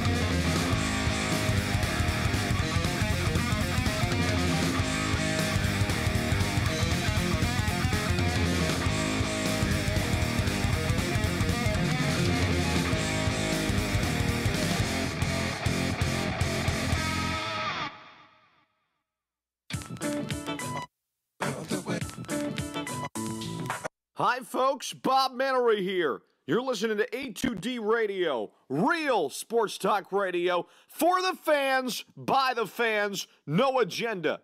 These guys are the best in the business. Hashtag it. No notes.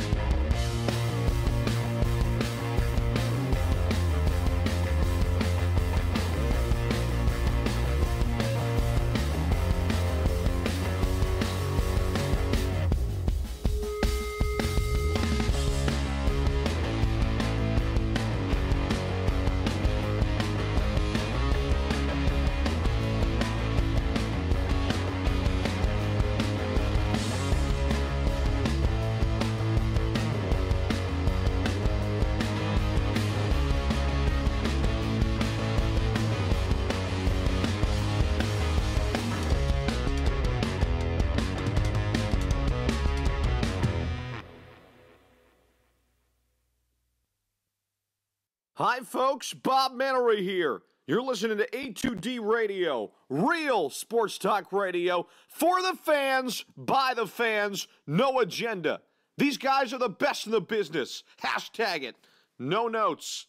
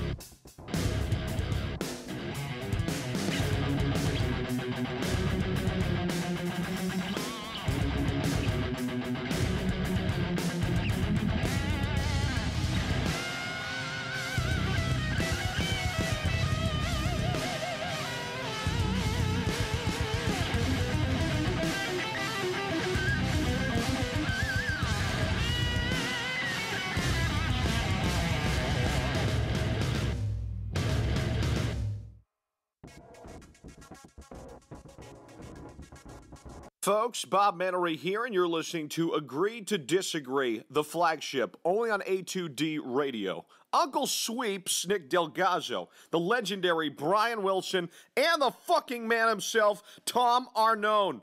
These three guys from Jersey bringing you real talk with no agenda. You don't like them? Tough shit. It's their show, and they're going to say whatever the hell they goddamn want.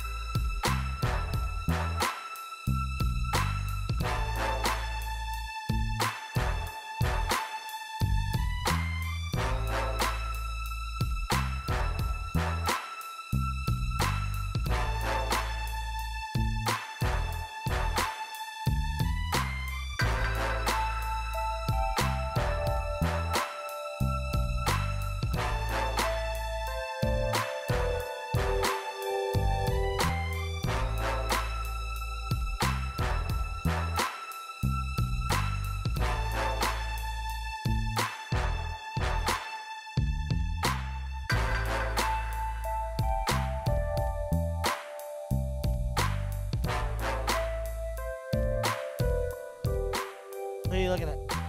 I'll tell you in a sec. You're good. Agree, disagree. ATD Radio, live from the Real Talk Studios. Every Sunday, we're brought to you by our doc, Make 'em Yours, Paul Vidal, Specialized Physical Therapy, LLC, located Cherry Hill, Princeton, and Burlington, New Jersey. Accepts all types of major insurances. Go up to the doc. Don't let nothing linger. Get it fixed. And we're also brought to you by our certified public account, Make 'em Yours, Gibson Mayer, LLC. Find them on the web, gibsonmayer.com. Tom Arnone, Nick Delgazzo, Brian Wilson, Robbie Pove on the ones and twos. The family out there joining us. If you're just jumping in, our poll question, Jim Schwartz is the most to blame for the Philadelphia Eagles' loss today. Agree or disagree? Everybody on the YouTube side of things now and on our site, chime in for the poll. Let us know. Jim Schwartz is the most to blame for today's loss. Agree or disagree? Because you're listening to Agree, Disagree on HUD Radio. So if you ever wonder, like, people ask all the time, like on the socials, well, oh, that's what HUD stands for? Yeah, agree, disagree. You know, you see HUD, you're like, what the fuck? What HUD? You know, you got to dive deeper into life, babe. You got to dive deeper into it sometimes and be like, oh. About that life. Oh. You asked me. What time? What is it? Actually, I had a dude say, what does that stand for? Ass to mouth, and then I punched him in the mouth. That's good. I like this. I like the swing out of You you. should have told him it's not ATM, Yeah, right. asshole.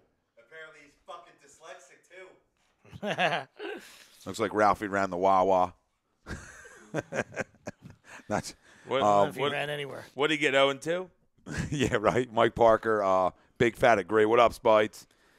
And Spidey. Tough one in DK today, Spidey. I had a rough Antifreeze one. talk. Kyle says, I honestly thought this was a must-win, but since the Jags look awful, I'll give us another shot. So he's going to go with another opportunity for a must-win, and I'm right with you. Listen, you'll find yourself doing that as a fan. Yep. Yeah, you will. Every week's a new opportunity. First but yes, off, absolutely. First off, if we lose to the Jags, we'll be talking about coming off the bye with some must-win against us.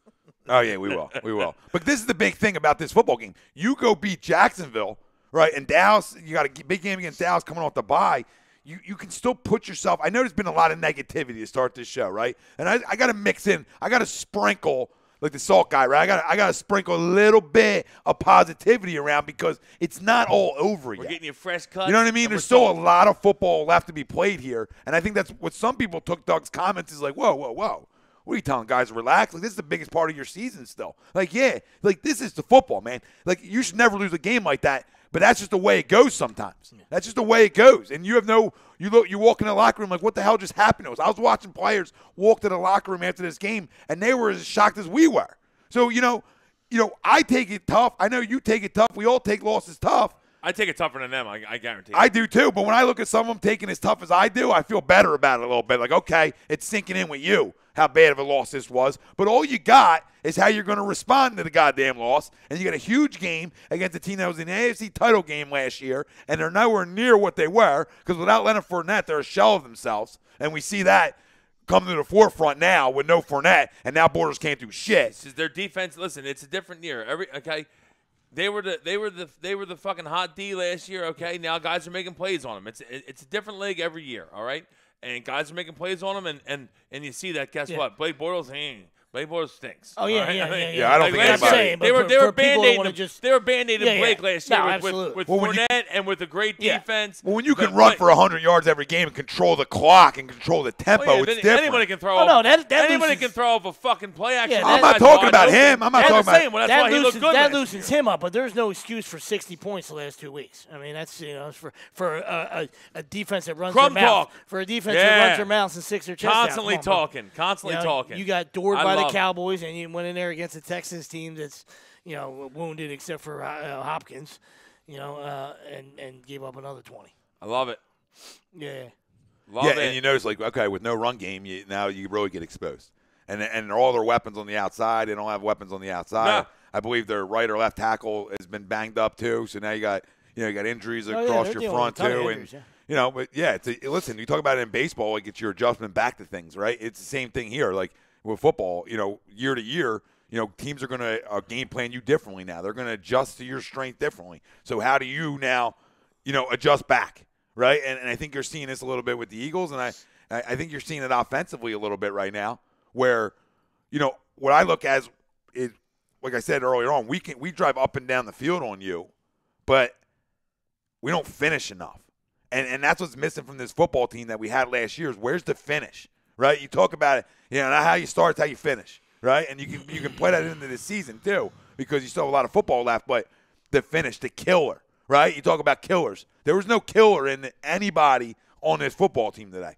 That's my concern because last year had a bunch of dogs, right, and a bunch of killers, and I don't see that right now. I just don't see it anymore, and I'm not trying to be negative about it. I'm having trouble finding these guys. Yeah, they're not there. I'm having trouble. They're not there right now. And you can really totally redeem yourself by going out and dominating Jacksonville over in London, and we can at least have a bye week where we're going into a big game. 2 weeks into Dallas. Into a huge game, and now you're really saying at 4-4 that, okay, the sky hasn't fallen yet. We got a ton of football left. Second half of the year, let's go to work, right? Because there's still a lot of football left. 2 against Washington, 2 against Dallas, and a cupcake against the Giants. So, well, nothing's a cupcake with this football team, obviously. Yeah. But you know what I'm saying, though. Yeah. So, you can – and as somebody said earlier on, there's a lot of football. The Raiders went 6-0 in their division one year and they didn't even make the playoffs. Yeah, that's true. You got to take business. But that's why this Jacksonville game is that must-winner because you got to win some games outside of your division. You can't be 3-5. So, 4-4 – With what we have coming up after the bye, you can't be 3-5. That's bottom line. Bro, you got a lot of people chiming in. Yeah, read them. Don't even miss nothing. You kept going. I'm not how do you think I feel when I'm on the Facebook? You know what I mean? I ain't gonna cut you off, killer. All right, I'm trying to let you live. Trying to let you breathe. Let me live. We got TTP hops in. What up, TP? Someone just said they're new listener, and what's up, Robbie? New Can listener? you? Is that door open? I can't go. It won't let me go back and see it. Yeah, lock it for me. But John Allen, I think it said somebody said new listener. Go back up. Welcome, brother. John Allen, look at that. Welcome. What up, Johnny? What up, John? Hope you enjoy yourself. People are all over Ralph about LeBron blowing CP3 after the fight and Lakers being 0-2 and Ralph being a crumb. Pretty much all legitimate arguments. There she is. There she is. What's up, girl? Babe. Could have been better with a win, Len. Yeah, it's pretty. Should have never left for work. Everything was fucking smooth. You leave, you get out the door, you go to work. You text me how they doing. I said they're still winning. Done. As soon as I text you, they're still winning for right now. Done. And then I was just sick to my stomach. I wanted to crawl up and just nap. Just guys, everything's canceled for a month. Naparoo. He was like Fultz in the shower. I was like Fultz. I was Ralphie in Denver. You want to swing? Circle back? Circle back to Ralphie in Denver. That was Wednesday night thing, but we can circle back. What up, TTP? That's my guy right there. Love TTP. Yeah, he's trashing Ralphie. As he should. Two-Gun Tommy, we can stay positive. Two-Gun. East can still be ours. And Two-Gun Tommy, you're spot on, brother, because it is still ours. Until somebody in the division, be the best, you got to beat the best. Woo! And listen, as bad as we played, and the leads we've coughed up now twice, the 17-plus point leads that we've coughed up, okay, that we can come out of that London game at 4-4, you got to feel sort of good. You got to feel sort of better, though. Now, I don't care how they win it. I just need a win. But you can feel better and be like, okay, Like, as bad as we played, because our division's so weak, that anything now can happen. We can win this division. 9-7. And as long as we get into the dance, we know how that game goes. 9-7 can get it done. You know what I'm saying? Like, because if you're getting hot at the right time and you get into the dance, you know how that can go. Absolutely. You know, and now you got a Carson Wentz. It don't matter how you get in. Now you got a Carson that's a full year and change back from his injury. That's, to me, I'm telling you. I've been saying it every week. I feel like he's gotten better every week. Forget the last couple plays, right? Like, I understand how big and important that is. But we talked about it every week, the three of us. We talk about, hey, he's going to get better. Watch. He's going to get better. And every week he does something that's better. Now, this week he didn't finish, okay? When he had an opportunity to. That's fine. But he was throwing the ball great today. I mean, that's why, like, when Doug threw I don't think he threw an incomplete pass from the second to the third quarter. You're right. That's why everything was so when Doug throws 13 out of 14 times in the fourth, you're like, you're scratching your head. But then if you really want to be honest, you sit back and think, well, shit, the guy had the hot hand. Can you now after 6 of them, and you see the hot hand's not there anymore, you go to something else. You know what I'm saying? Well, I would you know what I mean? would have liked to see him give the ball to Adams or Smallwood a little bit in the fourth, because I feel like we had to lead. Like we said, we had to lead. We should have been running, and Clement just runs into the line. He's fucking killing me. I felt like Adams and Smallwood showed little things today while they were in. So you just can't abandon the run when you're in the lead. That's just, why go to a prevent defense, let them start moving the ball, and abandon the run? It fucking makes no sense. Yeah. We did 2 stupid fucking things. Just fucking throwing alley oops. Yeah, seriously, what are we doing? Fucking oops, bro. It's like in semi-pro when he does the oop, and they're like, what was that? What was that? Foul! No, 2 fouls. It's like, what's got to be good? No, you can't just glide through the air like that. You can't glide through the air like that. Fabulous reference. Well, you know you can't. You know what? You know, team's saying 9-7. I don't know if 9-7 will win it, but I don't know. You can't. To me, like, I don't buy into the Super Bowl hangover anymore, because I think Aikman touched on it on one of the broadcasts, but his point was very valid. He said, dude, when you get there once, that next year, all you want to do is just have that. You know, you want to get back as many times as you can. You want to have that experience every time, every time. And it's true. It's true. What are you laughing at? Myself. No, I hear you, Deemsy. I mean, I wasn't, you're just trying to count the losses, or you're just trying to, figure out if you at least if there's 2 in the division, that's 6, and then if you split with the Saints and the Rams and you don't lose both of them, that's 7 right there. So that's all. That's just kind of spitballing right there, brother. But yeah, I mean, I don't know if it gets it done either. We got another new listener, Raymond Gonzalez, out here in Tacoma, Washington. What up, Love Ray? the show, brothers. Got yourselves a new fan. Welcome to the family, Raymond. Thanks for chiming in and joining in, brother. What's up, Northwest? Yes, sir. TTP says, I saw a choke job the last 3 minutes. That was about it. Yeah. Weed's legal out there in Washington. Could use a little bit of that tonight. Send it over. Send it over. TTCP says, call me crazy. I'm still going 11-5. I think we beat the Jags and come back off to buy a new football team. Listen, brother, I hope you're right. I hope you're right, because, listen, if we learn anything about this team, they play better with their backs against the wall. From your mouth to God's ears. Let's go. Have we not noticed that? I mean, over the course, they play better when people don't believe in them than they do when people believe in them. Seems pretty obvious to me on how this football team operates. Well, hopefully. They were dead dogs going into the Giants. They weren't good enough, right? Tough loss again at home to the Vikings. Not good enough. Grants the Giants, but you go take care of business. That's all. You know what I mean? It's put up or shut up time. So there is no more like what ifs or can we do this or can you do that? That's fine. Like you're supposed to go punch the Jags in the mouth, all right? So get to 4-4. Yeah. So understand what you're saying, CTT. But then you got to go 7-1 after that. If you want to go 11-5, I'm just saying. I'm not saying it can't happen. You know what I I mean? Of course it can. Absolutely, it's the NFL. Get on all a right, roll. but it's there's no more talking. There's no more pussyfooting around it. It's just football time. It's time to guys got to start making plays, winning plays, right? Not just plays in the first 3 quarters, right? Now it's winning plays. And you got it on opening night. Opening night, your defense stood up, all right, and won that game for you. Against the Colts, defense stood up in the red zone. All right, there's a great quarterback. There's an example right there. You know what I mean? Besides his injuries, I would say that Andrew Luck is a pretty pretty delicious quarterback, right? And he didn't get it done that day against the Eagles. So as an Eagle fan, you tipped your cap and you gave your defense credit. But now those same people want to kill Carson for not getting it done. It happens. Can't have it it both ways, right? It happens. If anybody missed this, right? If anybody misses, I just want to let you guys hear the Doug EP real fast. These are games that galvanize football teams, and this is going to do that. This is going to bring us even closer together. Basically told them that, hey, pressure's off of us. Nobody on the outside world is giving us a chance to do much of anything, and pressure's off, so we can go play, have fun, and just relax. No one has really given us a chance anyway. Whether we're putting pressure on ourselves to perform, to play. So to me, I just don't get it. Doug, you've been favored in all those games you lost. It's a stupid fucking comment. Yeah. I know what he's trying to pull.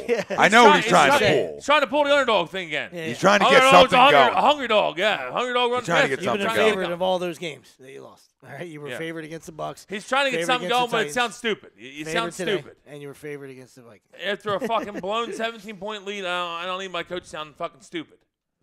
Josh Allen says, but Doug should not use that as a reason for motivation by saying we have no pressure. I completely agree, John. And I'm a big Doug guy. I support him a long time, and I still support the hell out of him. I'm not running from my support with him. But there's comments that you're allowed to say, what the fuck did you just say? Yeah. Like, I love you to death, brother, and I know what you're trying to do. I understand what you're trying to do. And what you're trying to do is spark some shit and be like, yo, like, nobody believes in us anymore. Look at read around. And he's trying to find some spark to get guys. What I see is, and the defense tells me all I need to know, okay? All I need to know. I don't see what I saw last year. I saw a defense that every guy on that football field had a chip on their goddamn shoulder because nobody thought that they were the best guy in their position or a Pro Bowler. I saw every guy play football like that last year. From Jalen to Ronald. I almost kind of think that if Wentz doesn't get hurt, that we wouldn't have won it last year. And I kept saying that we like imagine if Wentz doesn't get hurt, we would have won. We would have been even better. That was my narrative even after we won. But now I kind of think maybe not because I feel like the defense stepped up so much. They put this chip on their shoulder, like it's us. It's got to be us. It's got to be us. It's got to be us. And I mean, and Grant and Nick played great. Especially in the Super Bowl and the NFC title. I mean, obviously. In the Super Bowl, in the two biggest games, he played Super Bowl, Tom slung, obviously, but we still made a huge play when we needed to win the game defensively. And I don't know, I just feel like the defense has gotten lackadaisical. No, they're full dogs. They're full. They're full dogs. There's no hunger. Oh yeah, they're no hunger no more. There's belly scratching, and we're good right now. So TTP said exactly what I was talking about. He goes, what I don't understand is we were obviously underdogs in the Super Bowl, but there was still an enormous amount of pressure to bring this city its first Lombardi. So I don't understand why you want to come out. Like, that's the thing that got me. Everything else he said, I'm fine with. Everything else that he said, I will support him 100%. To pull the no-pressure card at 3-4 with this entire division still up for grabs is a dumb comment.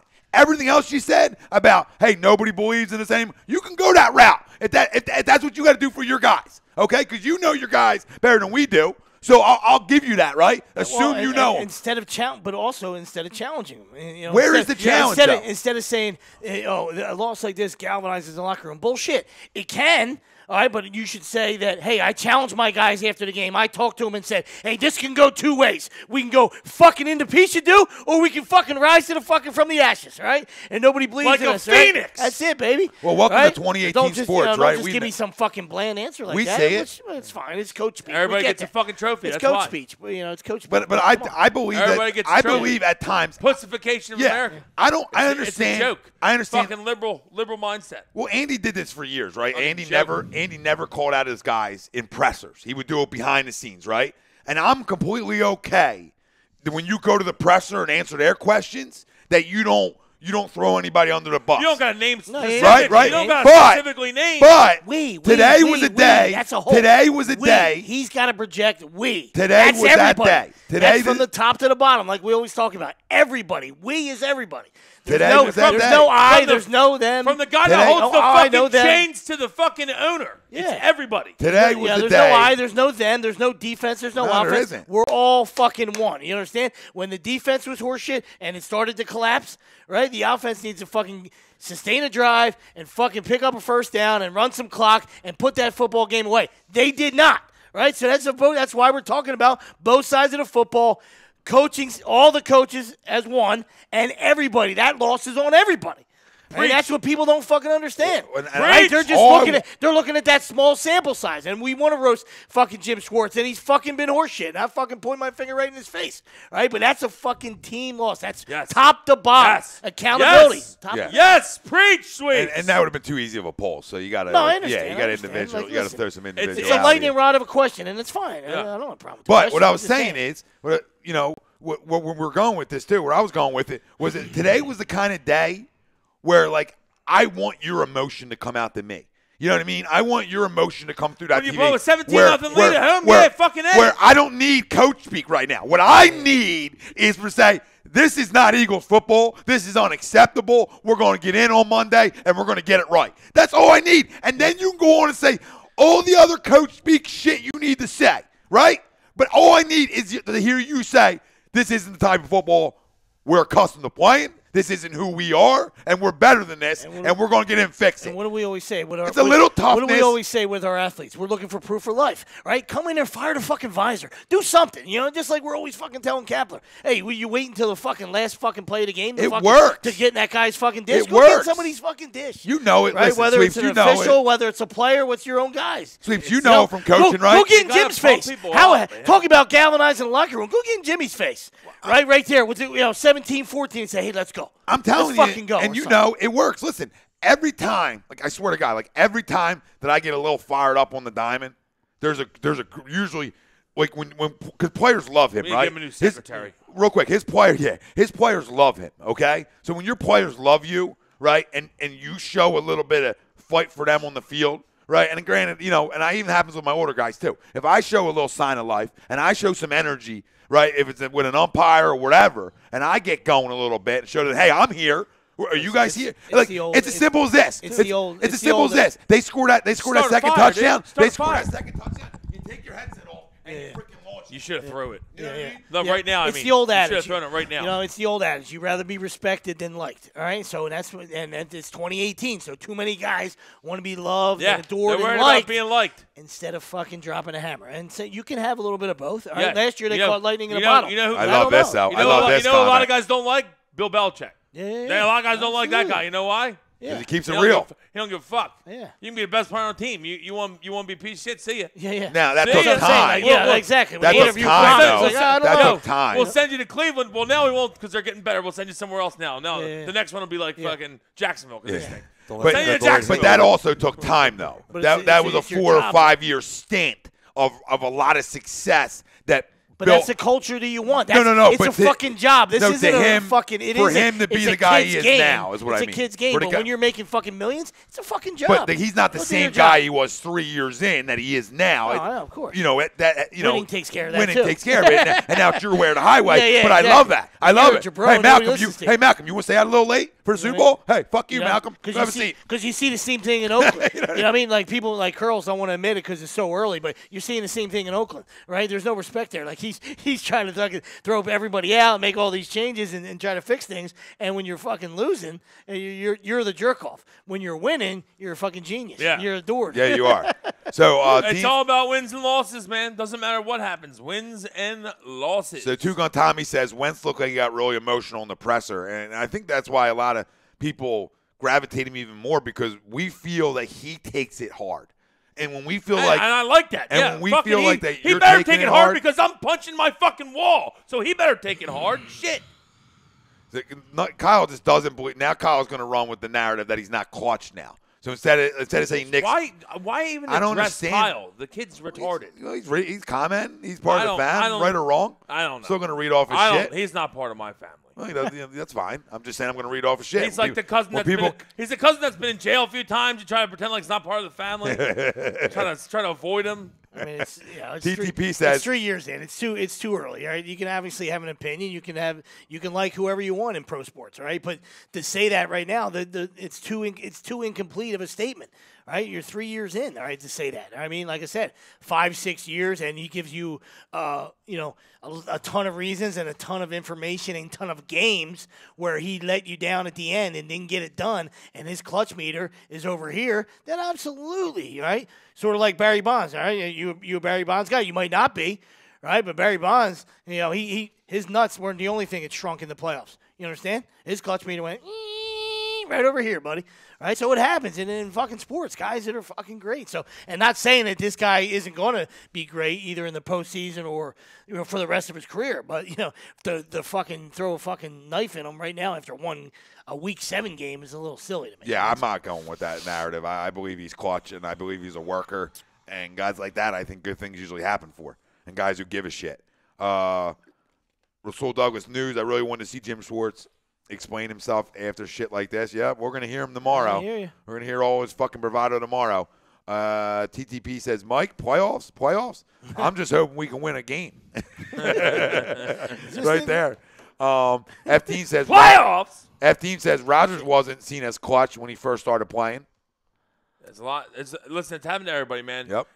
Guess what? Carson's not the first guy that didn't get in from the 12-yard line on 3rd and down and 4th down at the end of the game.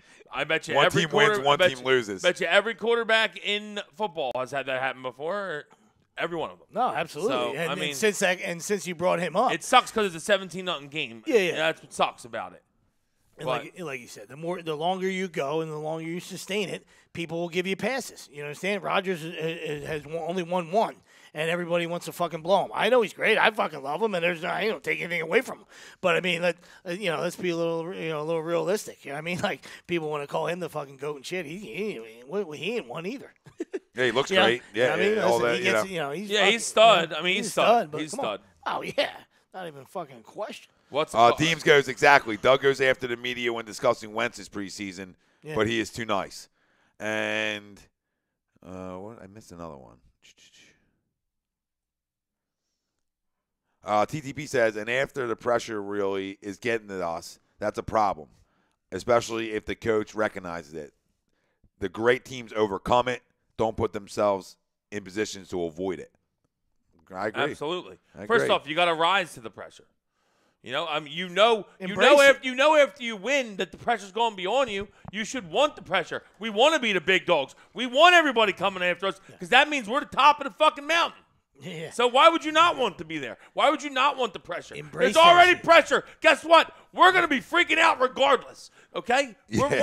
We're 1-9 and we blow a game. We're still going to freak the fuck out. Yeah, bro. Right? If you don't think there's pressure in this city So or it ever goes away, you might as well embrace it. Yeah. I mean, I always said when we lose, A2D views go up. So, you know what I mean? Because we're dogs around here. We don't want to lose. And we live and die by this shit. No, I'm not saying that because everybody comes out. Everybody needs to vent. Everybody needs to get it off their chest. And we're here to read your shit off to get it off your chest. And we're even going to be implementing here in the next month or two, right? The best comment of the chat gets to call in for the last 5 of the show and really vent. So we're going to have a little extra on. Ooh la la a little extra. la. You know, the last 5 of the show, Calling the all best comment, Canadians. we'll have the opportunity to call in for the last, let's say, 3 to 5 and vent it all out. Or be positive if we're having a good Sunday. Come on, hockey fans. If we're having a good Sunday. Teddy Mean says 17-0 in the 4th. You passed 14 times. Yeah, brother, we've been talking about it. Brutal. We've been talking about it. And Absolutely brutal. And I'm not a real big believer in Monday morning quarterback and, every move a coach makes and every play call. But I understand Carson had a hot hand for a minute. But after the first 6, Oh shit. Yeah, it was awesome. didn't go anywhere. That's when we got to start, running the football. And like I said earlier, if you don't trust the guys in your backfield enough, then somebody needs to pick up the fucking phone then. You understand? It's like we said, Tommy, you can't go to prevent defense and not run the ball. It makes no sense. It's a double negative. What are we doing? Is Doug trying to I'm sorry, is Jim trying to get Doug, on the hot seat here? What are you trying to do, Jim? Double negative usually makes a positive, not in this case. I always thought about that when he was playing prevent with that much time left in the What are we game. doing? And I'm like, wait, is he trying to get Doug to lose his fucking job? Is this guy some kind of asshole? I just don't Is he understand. is he not changing on purpose? I don't understand why. I'm like this. Can we get Jalen just to bump somebody? The guy loves to use his why? hands. He did on Torrey Smith when he missed a tackle. He was all here, right? Loves to be handsy. Well, he loves to do that. Yeah, he loves to be handsy. So can we get this up on you? So Can we get a little this? Like so the finger works. The finger muscles work. So I mean, get up in here. Why Stay inside. Why dominate a team and dominate like their offense wasn't doing anything? Why dominate a team for 3 quarters and then just throw it all away by playing 15 yards off the ball? It makes no fucking sense. I'll tell you why. Whatsoever. The NFL's fixed. Come on now, we knew this for years. No, I just think it's. I just think that he's a cunt and he thinks he's Yeah. wow, we'll just play off now. Sometimes the bravado writes checks he Look, can't you cash. know what he thinks? I'll tell you exactly what he thinks. He believes in this defense so much inside the 20 that he believes that, okay, we can let you get up to there, but we're going to stop you. But this is a different offense you're facing than most of them because you have a 6'6" quarterback who can do pretty much it all. Pretty much it all when you're talking about from the 15 in. You know what I mean? Where he can run it himself. Well, he'll run it, yeah. But I'm saying, I know there's other quarterbacks that can run it, but there's also not ones bigger than your D lineman that can run it. So it adds so many more dimensions. McCaffrey becomes an issue down there. You have a great tight end, right? You have Funches, who's a big boy, but you have – so to me, I don't want to let them in the 20. There's teams that I'll say, like, in this kind of game, like, yeah, go up and down. We'll stop you inside the 20 because you're not going to get further than that. And then there's teams like this where I'm like, one, I don't want to get your momentum going, right? And two, I sure as hell don't want to deal with that in the red zone. I don't want to deal with all that. So it's common sense. It's changing your game plan. When I know you got no wideouts or your quarterback isn't going to get the ball out in, let's say, 3 seconds because that's not Cam Newton, I want to be up in everybody then because I want to give my great pass rush, which has been supposedly what they are, time to get home. And the only guy who's been there week in and week out, and I don't like him all at the field, is Michael Bennett. The only guy on that defensive line that I can say every week has came to play. Other guys have been spots, right? Yep. The only fucking guy. No argument here. And I can't believe we're sitting, and I can believe it because he's a fucking damn good football player. So I can believe it. But you got a lot of guys. Brandon Graham, you want a contract extension, right, Daddy? Okay? Fletcher, at one point, I thought he was smiling in his presser today afterwards. He was saying the right things, but I feel like he had a little smirk. Okay? Don't smirk me. Don't fucking smirk me. All right? Because I say every week, I should hear your name 1 million times for $100 million. I shouldn't stop hearing your fucking name. Chris Long's making mega millions, fucking videos like, oh, I'm going to win $1 billion and move down. That's all well and good. Funny video. Chris, how about you get the quarterback? Because I haven't seen you all fucking season. He donated his game checks last year. Remember that? That was like a whole thing. Yep. Well, he might as well donate them this year because he ain't playing. So what the fuck? The guy's gotten complacent. Fuck. The I just haven't seen Chris. Maybe Chris is just done because he's old. But Chris made a lot of plays last year when he came in on third downs, gave a lot of pressure. Zero adjustments from anybody, right? So, and that's, it starts with fucking Jim. He's the guy calling it, right? So if he's unwilling to change his spots and fucking make adjustments and actually play the game with his eyeballs instead of just saying, hey, this is what I do. It's a fucking wide now. I know. We fucking get there. Pass the fucking scotch. Pass the scotch. Chest out. Yeah. Pass the fucking bottle. Scotch. No, make an adjustment. I'm a fucking blitz. I'll come off the You corner. have 2 blitzing linebackers. Come off the corner. Do something. You jackass. You have 2 blitzing linebackers. Jimmy, The you got more Jordan fucking and looks you Jordan give and somebody, the Nigel harder love it to. is. Jordan and Nigel are both linebackers that can move and can blitz really well. So I never see them blitzing enough, right? And I don't think you have to be like blitz all the time type of guy. Well, you're vanilla. But you got to mix you're it up. bland and you're vanilla. So coming into town, who's scared of that? So I know I keep they're not 5 in. if the front 8 aren't, you call it 8 because they were rotating guys used forever. to be. Yeah, Felt like it. But if those front guys aren't getting to you, then everything else is fucking vanilla. And shit, as an offensive coordinator or a player on offense, I love that. Shit, they're going to be in the same spot every time. Cool, all right. Because you got worried about nothing. You upgrade the one spot when You're you not talk about giving like different looks, okay, you're giving me Michael Brennan's production or Vinny Carey. Well, that's a huge upgrade. So knowing we got that, but like I said, there's guys that I haven't seen enough. Derek Barnett. I need to get home. I need guys to get home more up there, but I also need my defensive coordinator to figure it out throughout a game where, hey, you know what? We're not getting home enough here, right? Let's send a little bit extra. All right, he did it one time in the fourth quarter, and Malcolm knocks the ball down. You know what I'm saying? You got to make guys fucking uncomfortable. So when they know, hey, I can keep 5 in the protect because they're only bringing 4 because that's what Jim Schwartz does, right? and I got one extra guy to protect your 4, well, most of the time I'm going to get the protection I need. And when I got a quarterback that can do it all in the pocket, think about what you're creating. Yeah. You're creating a problem for yourself. Watch it, and like you said, whoever you're playing, like look who you're playing. You're playing the Panthers. I mean, like you're not keeping McCaffrey into fucking the block. He's a guy's a playmaker. Yeah. So if you force him, if you're bringing an extra guy, you change it up. Now you got them off their spot. He was supposed to go out in a route, but now he had to pick up a late guy because holy shit, here comes this guy. You know what I mean? Well, somebody blows him up. Mike, yeah. this guy. Yeah. What do you got? There's a lot of shit going on. There's a lot of trade talk on here. Like, I mean, family, I love you, all right? But, like, I mean, who? Yeah, Deems, hold on. Deems, Nada and is Timmy, that's a huge mean sweep for talking about it because now Fletcher's snaps are at an all-time high now. So them two are huge losses. Timmy's a monster loss because Timmy got to the quarterback a lot. He did. Deems, and with the wide 9, real quick, with the wide 9, you need the pressure up the middle to allow the ends to cave. Listen, he's on the field too much right now. We'd love to give him a breather, but we just can't. We can't afford it at the moment. But Deems, he's talking Tyrann Mathieu. I mean, Deems, I don't think Houston, who's is in the lead in their division right now, is going to trade their safety. I don't see that happening. But I mean, we could call the Cardinals, I think, for somebody maybe. The problem is bringing somebody in at this point, making them learn a defense, like that's tough, man. The defense is real tough. I think. Well, not this one, because it's vanilla as shit, like Sleep said. So Speed, come in and learn it up. It's 5 things. A speed wideout. A speed wideout, I think, is you going just to stay happen. right here. I don't know who it's going to be. I don't know who it's going to be, but we're going to get a speed wideout. Patrick, just stay right here. That's all you stay. Patrick, you don't go anywhere. You know what I mean? It's the same thing. You think a speedy wideout? I mean, I think But is Nelson not that guy? No, he's not. Should be. I don't ever see him go deep. I'm just asking. He's definitely not. I don't ever see them go deep. It's because he can't get off. I guess he can't get off bump. John Allen says, do you guys like Jim's scheme? I have no problem with the wide 9. I have an issue when you never adjust. You never bump and run. You never bring extra. You don't bring extra guys enough. It's just the same old story with you. It's one thing, like when we talk about when this team gets leads, that's when they're supposed to be dominant on defense, not the opposite way around.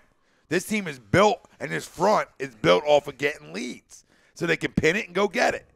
Well, this is 2 times now that we've seen this season where you gave them this leads and one, you have to point blame to the front 8. They haven't got it done late in games, and he hasn't done anything to help them. So it takes 2 to tango, right? So, yeah, to our poll question, yeah, to me, yeah, I agree. Jim's the most to blame because he doesn't make adjustments, but guys on the field also got to make plays too, right? Absolutely. And there's a lot of money sitting up front on that defensive line. Now, Michael Bennett is a split second away from putting Cam to the ground on that 4th down, and game's over. He got away from Brandon Graham, but that's Cam. But that's why we were talking about earlier in the show is don't let a guy like Cam get going. You know, you got Cam 1 for 8 at one point, dude. He's struggling so Come bad. on. And you know this.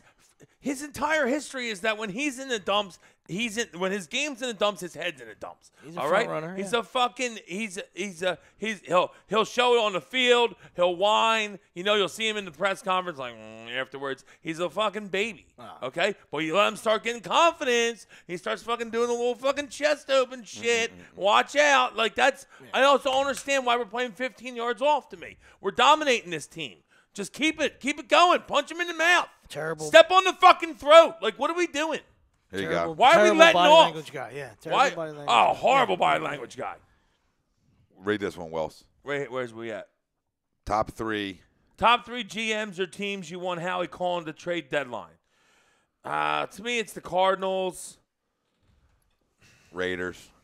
I was going to say, for Carl Joseph, what do you guys feel about Carl Joseph as a... It's an upgrade over who the fuck McDougal is. I mean, is it an upgrade, though? Cause I don't know who McDougal is. But is it an upgrade because he stinks? Like maybe because he was a good player in college because he stunk from the pros.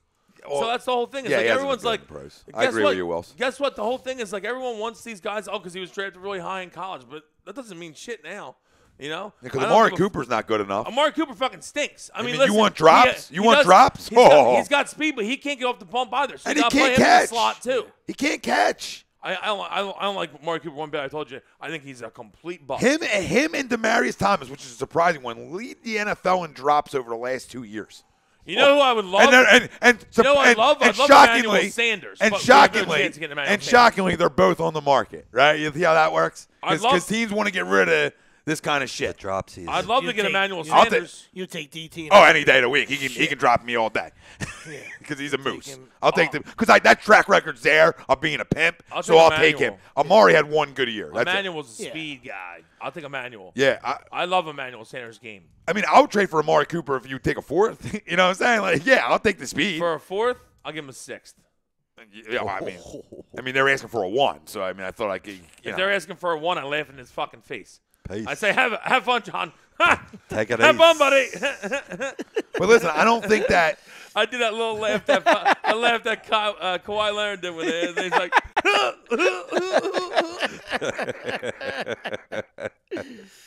I don't. Outside of running back, I really don't see the easy plug and play.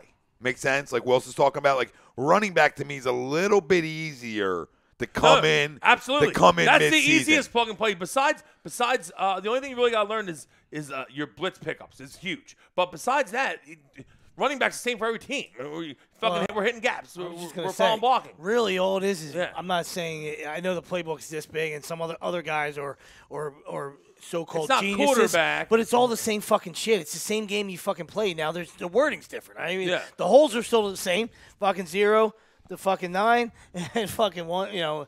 2 to 8 that way. You talk about running back Yeah. and pass protection, all that stuff. Things are worded different, but you can also, find a way to dumb it down a little bit if you're a playmaker. That's why the right? wide out's Well, a little But harder. maybe some of these geniuses should look themselves in the mirror and say, hey, maybe we're too much jerk offs here.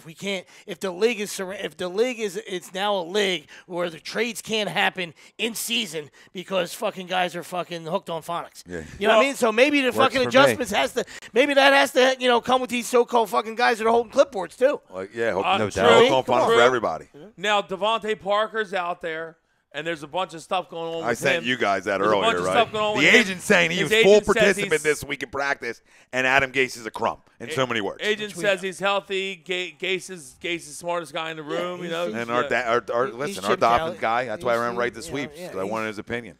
He's a mini Chip Kelly. That's what happens. Mini These Chip. fucking guys. Run chip everybody off the old chip. Is he? run everybody out of town, and you go fucking 8-8, just enough to fucking annoy me, right? Because you can't get nobody. Can't get fucking A-Bear. Yeah. Fucking Herbert, whatever the fuck you want to call it. He's right in the fucking middle of fucking jerk off, Phil, and that's what he is. Mini Gase, you complete me. Fucking asshole. Oh, by the way, TTP, yes, we were dancing on the field at the start of the fourth quarter. 1,000% fucking dancing. Yeah, the kickoff. I think. Dancing. Abso-fucking-lutely. That's 1,000%, and I got a serious issue with that. I don't have an issue first with off, it if you finish. You're gonna pump. Well, you're pumping. We dance with 2 minutes left when you're up 17. No, listen. You're pumping the other team up. The other team sees that and like they're motherfucking dancing over there. I get it. My issue is I have no problem when you dance if you fucking finish. The second you don't finish, I got a major problem with you fucking dancing. That's how that works for me. You danced all last year. That's all you fucking did was dance. But you're winning games. So we ain't gonna sit here and tell you to stop dancing. But the second you start fucking dancing, When you're 3 and 4, and you can't you close, stop fucking dancing. you better fucking knock the dances off real quick. Okay? Knock it off. I didn't realize that you were going super big gulp and a monster. You're ripping up, aren't you? You're an issue. Yeah. 5 a.m. was a fucking issue. Big time issue. You didn't have to do anything. You could have went right back. But the other team notices that, though. To Willie's point, and Yeah, I I can't go understand back what to you're sleep. saying about finishing and stuff. But to Willie's point, they see that. It's 17-0. You left them; they were already dead. They already rolled over. They Even were at 10, stinking on even the at fucking 10-0, concrete. Even at 10-0, they were dead. But then you put another little dagger in them, 17-0, and then they see that you're making an ass out of them. No, you're making an ass out of me. Here we go. Right, and then they just got that one and got them going, Yeah. and They want to dance and then play 15 yards off? Okay. Oh, you don't want to run the ball either? Okay. And that's how you lose. That's exactly what happened. There's the fourth quarter. It was We 17-14 in 4 we minutes. danced in the start of the fourth, and then we didn't run the ball, and we didn't play defense. And that's how you fucking lose. There you go. dance the jig all the way to the L category. Yep. That's it in a nutshell. Yeah, it is what it is. Spidey says, "Wake up to some shots, Tommy." And I'm not Spidey! talking. Shot o'clock. Antifreeze. He said, Antifreeze talk. and I'm not talking espresso. The problem with that, Spidey, is that Tommy don't do no shots. Antifreeze talk. I know you. Spidey does some shots. I can do shots. Let's not act like I can't do a shot. That's, Don't lie to the family. Okay, just because you do too many doesn't mean I can't do it. There's a big difference. Just because you can do 1,000,000 doesn't mean I can't do 3. I'm well aware that I do too many. Just don't lie to people. You don't drink. You're not a drinker. I'm not a huge drinker I'm not anymore. But when making I go away, I can put them back. I just don't. I don't drink at home. There's other curriculars I'd rather do at home. I'll drink at home. I'll drink alone. Well, I don't drink alone. Like I'm just like. I mean, I'm not. Who drinks alone? Listen, I mean, I don't drink alone. Beer guys are more of a chance to drink alone. Like I was more. Oh yeah. I'm more of like a cocktail guy. Like I'd rather have some vodka. So like to me, I'm not gonna Spidey in the fucking garage.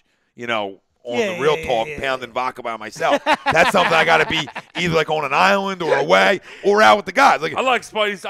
I love Spidey. You fucking kidding me? I like it. Am I jealous? Absolutely. But you're not doing self-keg stands. No, it's just not.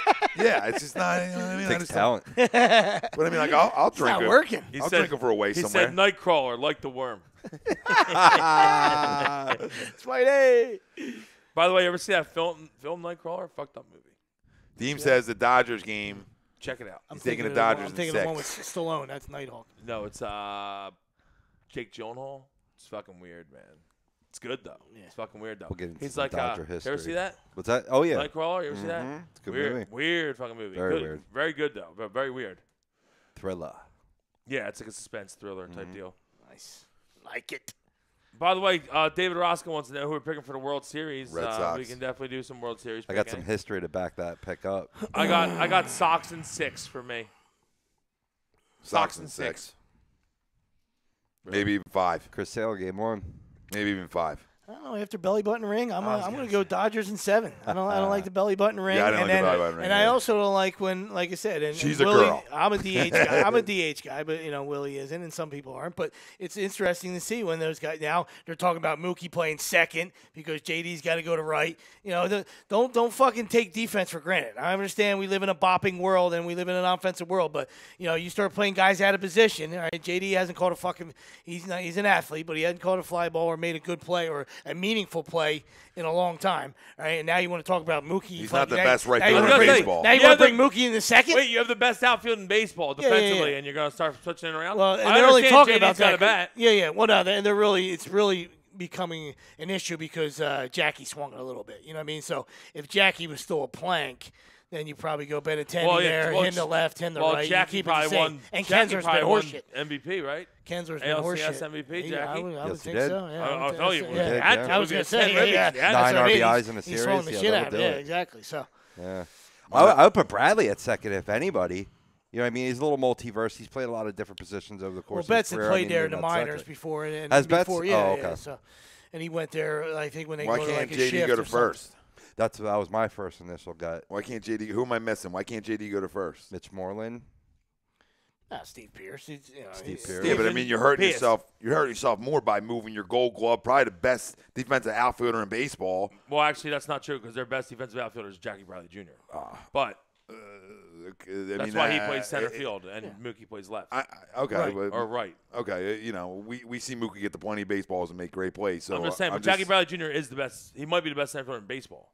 Great arm, great. He's great at reading the ball. I'm not taking anything. So you're not going to remove him. I'm not taking anything away from Jackie Bradley Jr. To me, Mookie Betts is. Mookie Betts is very good. First off, they have the best one outfielder. of the best outfielders in baseball. They have so the best outfielder. Why in would I want to defensively. hurt that when I can just go JD to first and Well, I don't know. When Who you says go- he can play first? When you go, yeah, well, if that's he what I'm gets a saying. fucking ball, I would assume. Yeah, but Stephen not Pierce. that I'm not easy. saying. I know it's not. I'm just saying. But Pierce, is Pierce that just easier? fucking won the game against the Yankees. Come on, he pulled them off the I back there. It's I understand that, but it's is a that position. easier? It's not when you're a fucking little league anymore. When you put the fat kid over there, it's a skilled position. Absolutely, but is it harder to go outside somewhere where you haven't shagged fly balls in 2 years? What's harder? I mean, he hasn't played them live. I'm sure he's fucking taking fucking fungos. he I played mean, I'm this sure year he's in the taking. Yeah, and then when there's I'm not saying he hasn't Interleague, played. yeah, I don't interleague. know how much he's played the outfield. I'm just He did, saying. he played- first played- base is more of a he played a press little bit. position than would it be right field, in my opinion. Oh, I'm just asking the They're question. just hoping I would that- assume. And second base is too. That's what I was going with. Like, I think absolutely. second base is pretty. Absolutely. I mean, Kenzer's been so horseshit. Hold on, don't take it for granted. Pedroia's showing Mookie how to work the bag today. Like, hold on. I told you that. That's why I just said it. If we got to show them how to work the fucking bag, I guess to me that's an issue. I guess they're thinking you hide JD in right, you tell Jackie shade right, and you catch everything over there. And you hope that I guess they have confidence that Mookie can play. Listen, they've been the best team all year. He's a fucking athlete. I mean, I'm sure he can play. They've been the best team all year. So I mean, obviously they're favored, and they should cut it down. But their pen, I got news for you. Their pen sucks, right? I'm not sold on Price. He did it once. All right, and we'll see if Sale hasn't got. Sale hasn't gone past 5. I like Brassier or whatever. Sale hasn't got past 5. I mean, they're babying him back in and stuff, but he ain't going. He ain't going deep yet. All right, Kimbrel looks like fucking dog shit. So don't be fucking. You gonna hand him the ball? That's fine, but he got bailed out again. The Astros fucking had him. They got their right man at the time in that last game. But Kimbrel hasn't been great. Especially then that your pen's terrible when they're fucking running Porcello out there. Porcello's doing both. They'll bring him out of the pen. Then it'll be like a game 4 starter. You know what I mean? So you got issues when that happens. Jersey guy. Yeah. You got issues when that happens. He can do both. So if the Dodgers get a restart, you know what I mean. So if Dozier, what's that fucking if Dozier wakes up, Brazier, that's the only guy in their pen I like. Yeah, he's a Brazier, young guy, I don't even know husky guy, yeah. Bressier or something. I like him. Kelly's 100 out of the pen. I mean, so but Kelly can come in and walk 3 guys. Yeah, that's what I'm saying. So their pen is suspect, absolutely. But the Dodgers got a tremendous lineup, especially if the guys play like they can. You know what I mean? If Dozier is the guy he's been his whole career, he didn't have a great year this year, so he became a platoon guy when he went there. And plus which is mind-boggling guess to what? me, but whatever. And guess what? The Dodgers have 9. What's Pedroia? The Dodgers have 9 guys that hit 20 homers. What's Pedroia's deal? He's out. Yeah, he's out. No, I know that, but it was just like I forgot all about him for a second. I keep all year I'm like Pedroia. I don't know. Okay. And then I seen him today in that video, and I'm like, where the fuck's he been? I know he's been hurt, but I'm like, has he been hurt the whole fucking year? Pretty much. But right? What happened this time with him? I don't remember. I don't know why. Bellinger was horseshit, but 2 big hits. I have no idea how he got the MVP. I mean, you should give it to Puig. But it was a game. Belly had a game winner, and then obviously a two-run homer. But fucking Puig tacked on right there. Maybe even Walker Buehler, it is too. whatever it is. He looked right fabulous there, in that series. Yeah. Buehler I was surprised. That's it. And if Clayton figures it out, you got to beat him twice. You know what I mean? Everybody's just assuming that he's going to find a way to shit in his wigwams. All right, but that fucking guy is fucking Clayton Kershaw for a reason. So you're going to have to find a way to get him twice. Fucking Buehler twice. Yeah, absolutely. Then you have to get fucking him twice, maybe Buehler twice. I mean, I'm not high on Rich Hill and stuff like that. It's going to be a better series than you think. Oh, I thought the only team that from you the guys NL. said 6, so I thought you guys fucking sweep. No, I thought the only team from the NL that could give them the fight that they deserved were the Dodgers. Honestly, that was left. Like I thought that Milwaukee or the problem Dodgers. with Milwaukee is they have no starting. Yeah. To me, the Dodgers set up way better Yeah. because you can throw arms at them and you can hit from both your lineups that you run out there. Your right-handed lineup that Dave Roberts likes, and his left-handed lineup that he likes to run out. When you fall in love with it, that's what happens there. Right? Craig fell in love with it and went to fucking Hader in the third. That's panic mode. That's panic mode. You know what I mean? I know you wanted to keep it at 2-1, but and guess what? Like what you're saying with the Dodgers, though, the Dodgers have they have so many good guys. Like they have 9 guys that hit 20 homers this year. Yeah. So when they play in the AL Park and they got the DH, you got 9 guys that can bop it. Yeah, sure they do. They can definitely give him a run. Real quick, TTP. Well, somebody said 2 gun time. He said Elliott doesn't look as sharp this year, and TTP says if you're talking about Jake Elliott, that's facts. 77% is not good enough, and he pretty much sums up our season so far. Right, like the kicker position sums up our season. Like, not consistent, spotty. Right, I mean, it all comes full circle to how we're playing football. I feel like it's really weird. Every time he misses a kick, every time he misses a kick, buckle up because we're about to get in a tight game. It's always tight games. He's missing kicks. And Doug put the confidence in him to try to make that kick today. He didn't get it done. That's a fucking killer. That's a killer. Now you're up 20-0 in that situation. You could also be talking Brian Elliott because he looks like dog shit. Or Zeke. Robbie, let's get to the questions. Get the fuck out of here. Absolutely. A little fact, stepping back about Josh Hader, 12 innings pitched in this playoffs, 5 hits, 17 strikeouts. Filthy. Yeah, I don't know if he got there. Did he get there? Because Woodruff had 17. I thought that was a record for a reliever. No, so I don't know if Hader he's close though. Before he entered the last game, he had pitched 9 innings in the playoffs, given up 4 hits, and 15 strikeouts, and he got 2 more in that game, 3 innings. So. Yeah, Woodruff was lights out. Yeah, he was lights out too. The two of them is a great pair. All right, boys. A little primer question to start off. What Philadelphia athlete represents who you are as a man and why? Joel Embiid. Says whatever the fuck he wants. And why? That's it. Says whatever the fuck he wants. And and look at the model he's dating. Sums me up. Yeah, buddy. I'm going to say J.J. Redick because I'm just money from downtown. Great wedding guy. Money. Sleepsy, I gotta hear it. Count it. Oh, it's probably AI or Chase for me. It's And definitely just Chase, the way, but- It's yeah, Chase. it's AI. Or Don't lie Chase, to the but people. Yeah, it's Chase. You're a but I practice mean, guy. You're a but practice guy. I know, but I just love the way fucking 3 played. I mean, Every it just- time.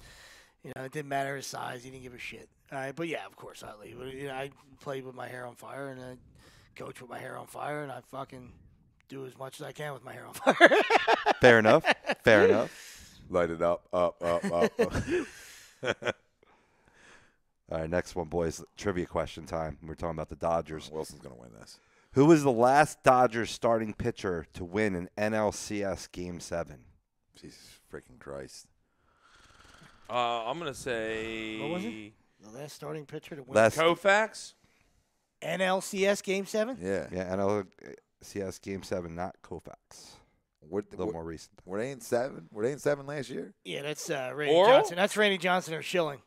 Oral Hershiser? Earl Hershiser in 1988 versus my Mets. See, I don't lie to fucking people. Also, a little fact here, too. Last time the Dodgers went back-to-back World Series was 77 and 78, and they lost both of those, Yeah, too. that's coming up again. Trends sort of stay the same. 40 years later? Is that 50 years later? 40. 40. Good math. Good math and a Math! I was told there would be no math.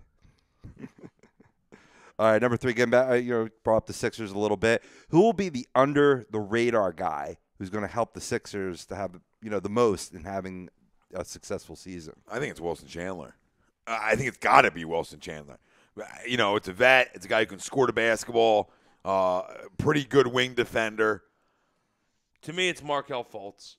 and because right now I was trying not to go there because that right now was he's too lo- obvious. right Well, now under he's the lost. radar, though, key. Yeah, well, he's under the radar right He ain't now. fucking under no radar. Under the microscope. He fucking stinks. He's under something else, but he ain't under the radar. He stinks right now, and we really need him to find his game. I Because agree. if not, Yeah. we're in big trouble. 38-7 Chiefs, in case anybody went to take a leak. Yep. Another 40-burger. I think it's the first time. 11 minutes in the third. It's It'll be a 50-burger. Could be NFL history See if Andy, record. see if Pick Andy six. and Doug are allowed to like today. Come back! Just a pick 6 right there. Yeah, what's his face picked it off? Parker. Ron Parker. Miss Parker. 33 yards to the his. Mixon just went for 20. Thanks, Joe. Nice. Need that Down, DFS. down 31. Thanks, Joe. Kareem scored a rushing touchdown, too? Okay. Yeah. Love it. So you're saying Faulty there, Wells, and you're going with Chandler. I'm What do you going say, with Sweepsy? Muscala. Mike. His dad's a racist. Under the radar. Wow. Did you guys read that tweet? Lord. Yeah. That's I read that. I didn't come out with nothing that's news to people. What? What does his dad say? Muscala had to come out with a whole thing that doesn't represent who I am. I don't know. His dad said a bunch of fucking nasty racist shit in tweets. It was all taken down. Was he talking about beating kids too or something I don't know. It like was weird shit. I don't know. I didn't read it. I just heard about it. Is he from the South? No, I think he's like overseas guy. Thought Who, he was. Muscala? I don't know where he's from, dude. All these He's guys. American. You see a white guy in the lake, you just fucking assume he's from over the pond. Wow. Why? You know what I mean? He's from one way or the other. He's over the White, Pacific. you're trying to talk? So first off, if anyone's being racist right now, it's you. No, trying I'm to say just a white realist. trying to say white Americans can't play in the NBA? Not many. You trying to tell me Jesus Christ can't hit a curveball? Well, Jesus can hit a 3. Nobody's debating that one, but there's not many running around that aren't European descent, babe. Listen, 2 good names right there. I mean, is Dario under the radar? I mean, it probably has to be Fultz. All right, but, I mean, is Dario under the radar, I guess? I mean, he needs to maybe take that next step and be a freaking star. I mean, Yeah. Can he help us out in the sense where, if Fultz isn't that guy, can Dario be the third guy? So I'll go with Dario. I mean, Shaman's a good one, too, if you're really just throwing name. I mean, Shaman had a good game. He's played 4 threes. Yeah, he's played okay, like, as a rookie. So, I mean, he could be a little under the radar guy that can get better as the year goes on and help you. Sure. He's an older rookie. He's not one of your one-and-dones here. He's a guy who played, I believe, all 4 years at Wichita State. He's just another guard. Right? I mean, we need a right? wing Is guy. he an all-4-year guy? We need a wing guy. Right, he's a Wichita State. He's an all-4-year guy at Wichita State, right? Yeah. Okay, so, I mean, them kind of guys I like a little bit more because I feel like they come in the league and they're a little more seasoned. Ready to produce, yeah. And he's played in big games. Oh, you mean like Bridges? Oh, shit, sorry. My bad. I would have loved to see Zaire play because I like Zaire. I think he can bring you something as a on the defensive side because he's a good athlete, but whatever. Probably another bad pick. Yeah, they could give two shits about him. It's about fucking the pick. It's about fucking storing picks like a fucking squirrel in your fucking jawbone. And I'll tell you what, that's exactly what it's I'll tell you what. about. I'll tell you Don't what. tell me that you liked him. I really liked him. Thanks, Brad. Shut the fuck up. Yeah, I'll tell you what. I'll tell you what else. I'll tell you this is if Fultz. I mean, I told you already. I'm giving him 20. I'm giving him 20. I'm trying not to say anything. But if he can't go, I mean, to me, it's blatantly obvious that TJ's better in every aspect of the game than him right now. I need TJ. If Fultz, if we go 25 games and Fultz still's doing nothing on the court, TJ's got to get his minutes because as soon as TJ comes in, the team looks better. When we saw that last year, Parkman says we got two of the best whites out there in JJ and TJ. TJ's my guy. Yeah, buddy. TDP says that shooting stroke looks like Cash. I don't know who he's talking about. TTP. It's first off, I'll bring this up right now because I saw this and I hate it. By the way, it's the what's that called? The NBDL or whatever they call it now, the Gatorade League, the G League. I think is what it is. League, yeah. They are now doing for select like high school stars. They're doing $125,000 contracts so they can go right to the G League and not go to college. Terrible idea. First off, $125,000 not enough. They'll blow it. And don't marry. And you're don't marry. And you're not smash, marry, kill without me. I gotta piss. And you're not going to college. So now you're not going to even have any more knowledge of even if you only go for 2 years or 1 year. Maybe you'll still at least take some business classes or take something to get you to where you're not going to blow all your money in your future. If these guys are going right from high school making $125K, which isn't enough, first off, to skip college, in my opinion. They were just saying the other day, what's called was getting paid $500K as a 15-year-old. Somebody. Furkan. Yeah. $500K as a 15-year-old when he was over there to play on the team and not go to school. Which, $500K, okay, I could see it maybe, but still, $125K, not enough. Go to school. In my opinion, you go to school. Go to college, dude.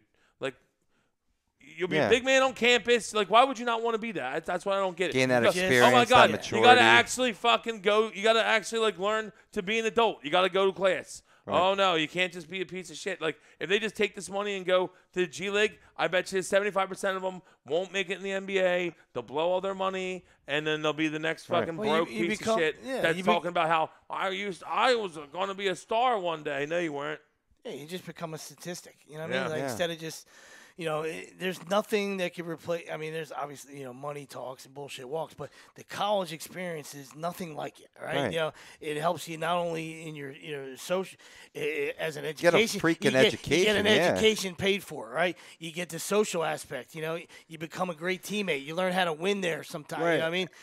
There's so much great stuff about college, and they just want to take the easy way out, like Nick Bosa. You know what I mean? I know he's hurt, but that's a fucking bullshit easy move. way out. It's a punk move for me. That's a bitch move. And I argued with a dude too online on our social medias. I believe it was Facebook. In regard, I was saying, great, further encourage kids not getting an education or college degree. And he's like, well, these kids are getting drafted, aren't finishing college anyway. I'm like, yes, I get that, but maybe you're 2 years in, and it's real easy to go finish that degree and make a life after yourself after your playing career is done. Even if you don't want to go, but once they play the year in college, then bang, you're going.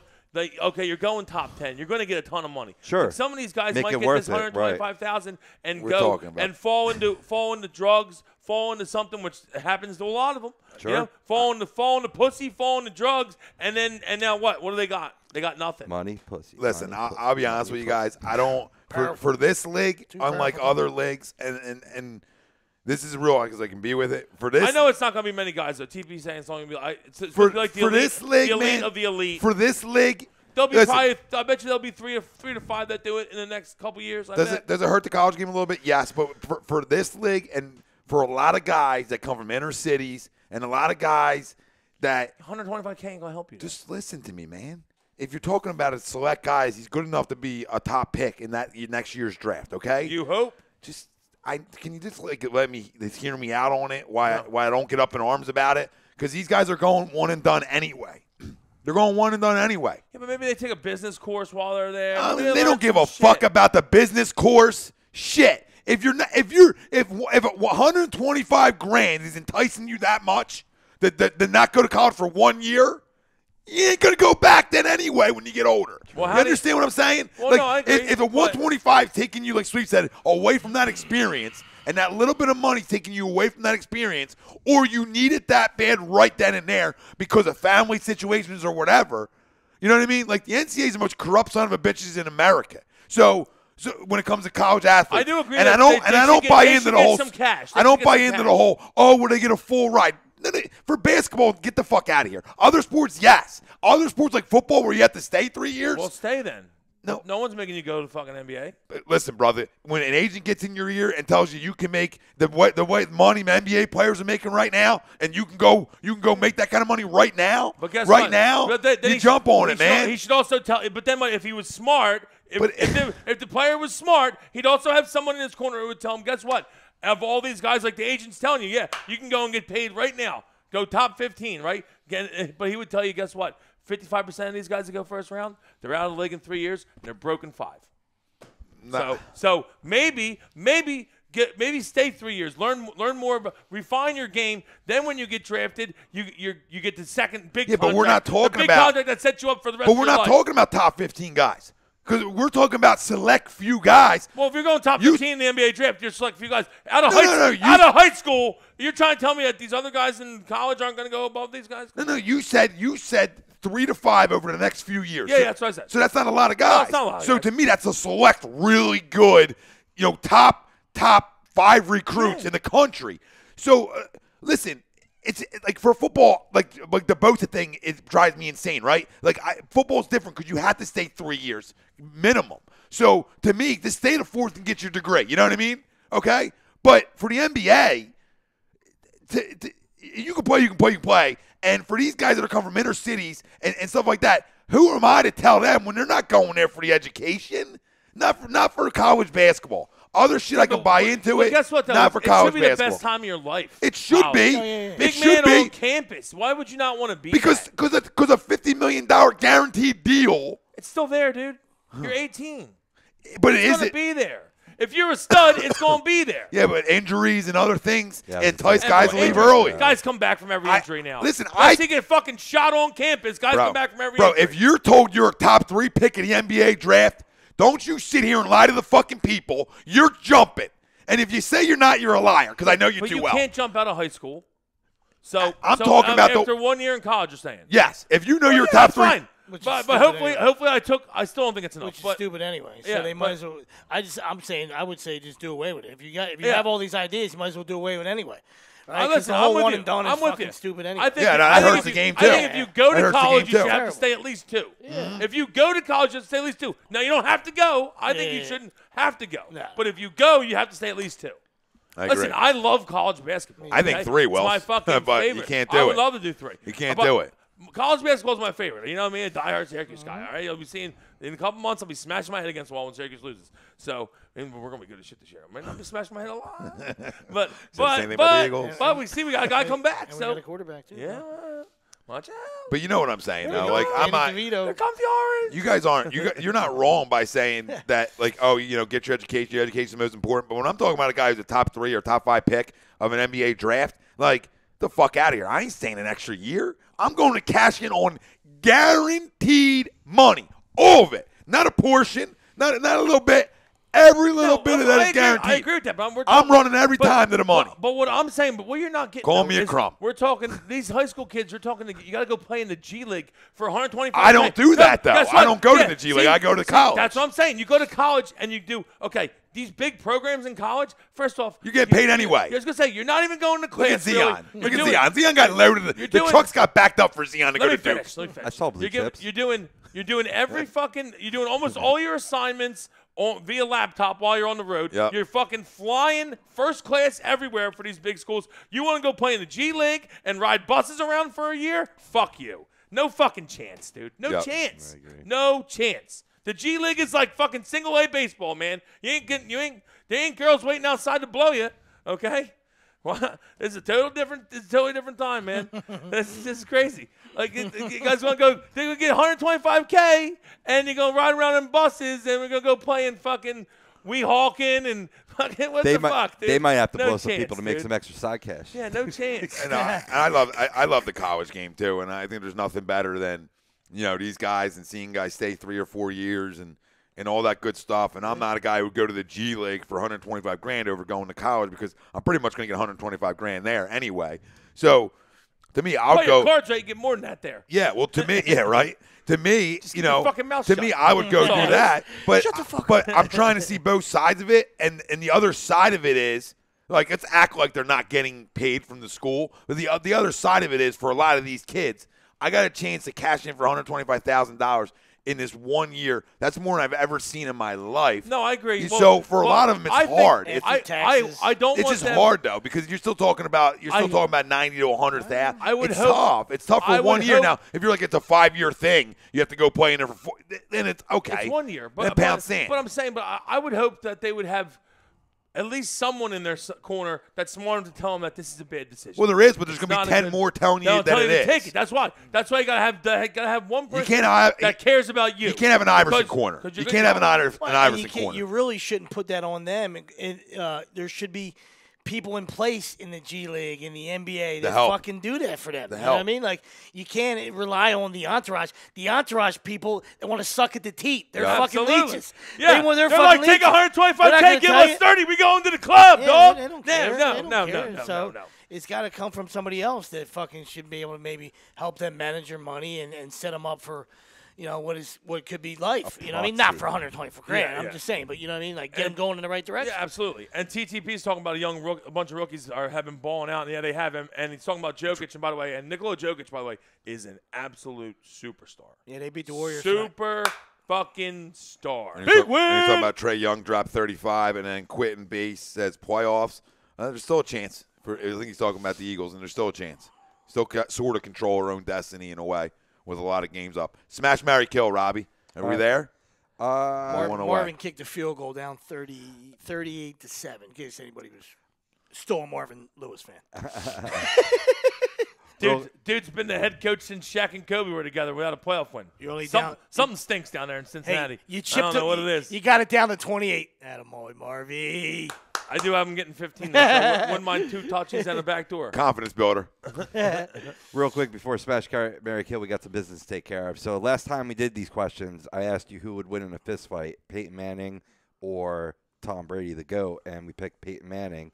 So round 2, Peyton Manning, last week's winner, versus Drew Brees, who may actually have to fend off Manning after he passed him for the all-time passing yards mark and threw his 500th TD today for 4th all-time. Peyton abuses. Oh, yeah. That's even Fucking worse. smoke job. Yeah. Drew Brees is like 5'11". Peyton's 6'5". He's walking around just jabbing. Breeze's wife is bigger than him. Seriously, he'll give him another birthmark. Breeze's wife. Breeze's wife is bigger than him. Taller than him. Yeah. She is. He's gonna be in those commercials again. I can't fit. Back up. That's a great commercial. Punching Drew faces. Peyton's great. Peyton might not lose Should this. be an insurance Robbie. policy. Oh, baby shoes? That's just dumb. He can't even walk. Peyton might be winning this for weeks. Yeah, he could stick around for a I'll tell you what, while. I'm a big Peyton guy. Yeah, some people hate absolutely. Peyton. I don't know why. He's a great guy. Dude, I love Peyton. Dude walks out and he's like, "Oh, gonna be a lot of Bud Light track tonight." Like, absolutely, Peyton. Fucking A. I'll come I up like with a that. better challenger for next week. And who we got on the Smashes? This week's theme, 90 sitcom stars. Ooh. Yeah, so you you're could speaking think my of language. back in the day, you know. Now you got me going, buddy. Blood flow. We got Jen Aniston. Oh, Lordy. Jesus. I'm done. Then or now? I prefer now, actually, I think. Either way, but I was thinking idealistically back in the day, but you Okay. take it however Your you want choice. it. Yep. I got a batch for you. Jen Aniston. We know she ages well. Barry. Boom. Julia Louis-Dreyfus. Ooh, Love me some Elaine. Or Jane Leaves. I'm a fan of Elaine. Or Jane Leaves from Frasier. You know, what was her name? Daphne? I hate her. Yeah. She's dead. She's getting fucking hit She's with axed. She's axed right off the bat. So dumb. So I married an axe murderer. So dumb. Fatality. Cutting her head right off. Fatality. I think you smash Elaine and you marry Jen. I might marry Elaine. Yeah. Funny girl. Yeah, Elaine's awesome. Keep me on my toes. Elaine's awesome. I'm playing around the perimeter with Jennifer for as long as I can. She won't make you master of your own domain. In and out. From way downtown. Bang! Markel, take notes. hanging on for dear life. Julia will take care of you. She won't make you master of your own domain. Hanging on for dear life. Yeah. Dawn You says she would still do. master of your own Dawn domain? says she would do all three. Spidey says killed Daphne, no doubt, Yep. and marry Elaine. With So these- I'm the- Spidey's with the kids. I'm the only Spidey's one with us. marrying Spidey's the one with who's kids. aged the best. I'm the only one marrying the one that's aged the best. That's fine. Elaine still looks good. Smart man. I'm not saying she doesn't look You good, ever see but Veep? She Jen looks looks good. great. You seen Jen? Jen. Yeah, Jen. so- Jen's. Jen. Brad punched himself in the face every day. Fucked up, man. The fuck did I do? Fucking idiot. Fucking Fight Laura Club? Croft. I got Fucking Laura I got Croft. He's having fucking- his own fight club. He's like, I got fucking stuck in that Tomb Raider. Started raiding tombs. Next thing I know, 46 kids. Next thing I know, she's adopted half of Africa. Fucking 39 kids in the house. None of them speak English. My sperm don't even work, and I got 46 kids. He's like, I look Shoot, at fucking black. He's like, I turn the TV on, and Jen looks better than when I left her. What the fuck did I do? Fucking, and then I had to fucking play Billy Bean. Fuck. Yeah. biggest come up short guy in history of sports. I fucking love that movie. It's a great movie, yeah. film. So listen, fam. Love you guys chiming in tonight. You guys make it all fucking happen. I still think we still all in these chairs now. Stay away from the believe sharp objects for a couple days. that we're gonna go win next Sunday. We'll be on next Sunday night. Fish and chips. You got to go. We'll be back. We'll be 4-4, feeling good going into the bye with a lot of football still to be played. But obviously, it's the biggest game of the season, 9:30 a.m. Sunday morning.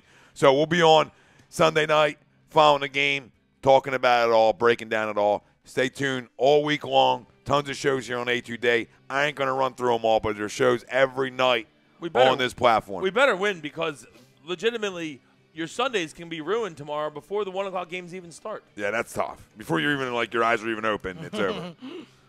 Before your eyes even open, it's over. Thank you, Dr. Paul Vidal, our doc. Make him yours. Specialized Physical Therapy LLC, located Burlington, Cherry Hill, and Princeton, New Jersey. Accept all major insurances. Ralphie, when are you going to get that first win, bro? Never, Ralph. Ralph's probably slitting shit right now. Yeah, John Allen says peace in the East. Later, John. Later, TTP. See you, boys. Later, Parkman. Later, Bryce. Donnie, Mama. See you all, Quentin Bass, everybody else listening that's still in there. the first-time listeners, we appreciate it. Thanks. Yeah, definitely. Keep Welcome. on coming back. Hit the subscribe. You know what to do. We're always around. Tom Arnone, Nick Delgazzo, Brian Wilson, Robbie Pove on the ones and twos. Thank you, Gibson Mayer, LLC, our certified public accountant. Make him yours. Find him on the web, gibsonmayer.com. Later, fam. TTP. Tuesday, Sixers, another big one. Let's get to 3-1. Let's get to 3-1. Let's go. Let's go basketball team, and we're going to have a chance to compete and win the fucking East. Because every idiot that says, well, they're a third seed, but they're not good enough to ever beat Boston. Well, if they're a third seed, that means they have a chance, right? That means they have a chance. You can't. Anybody out there says there's no chance of being Boston, I don't buy into that if you're a 3 seed. Okay? We out. Time's yours. Pot's right. That's yours.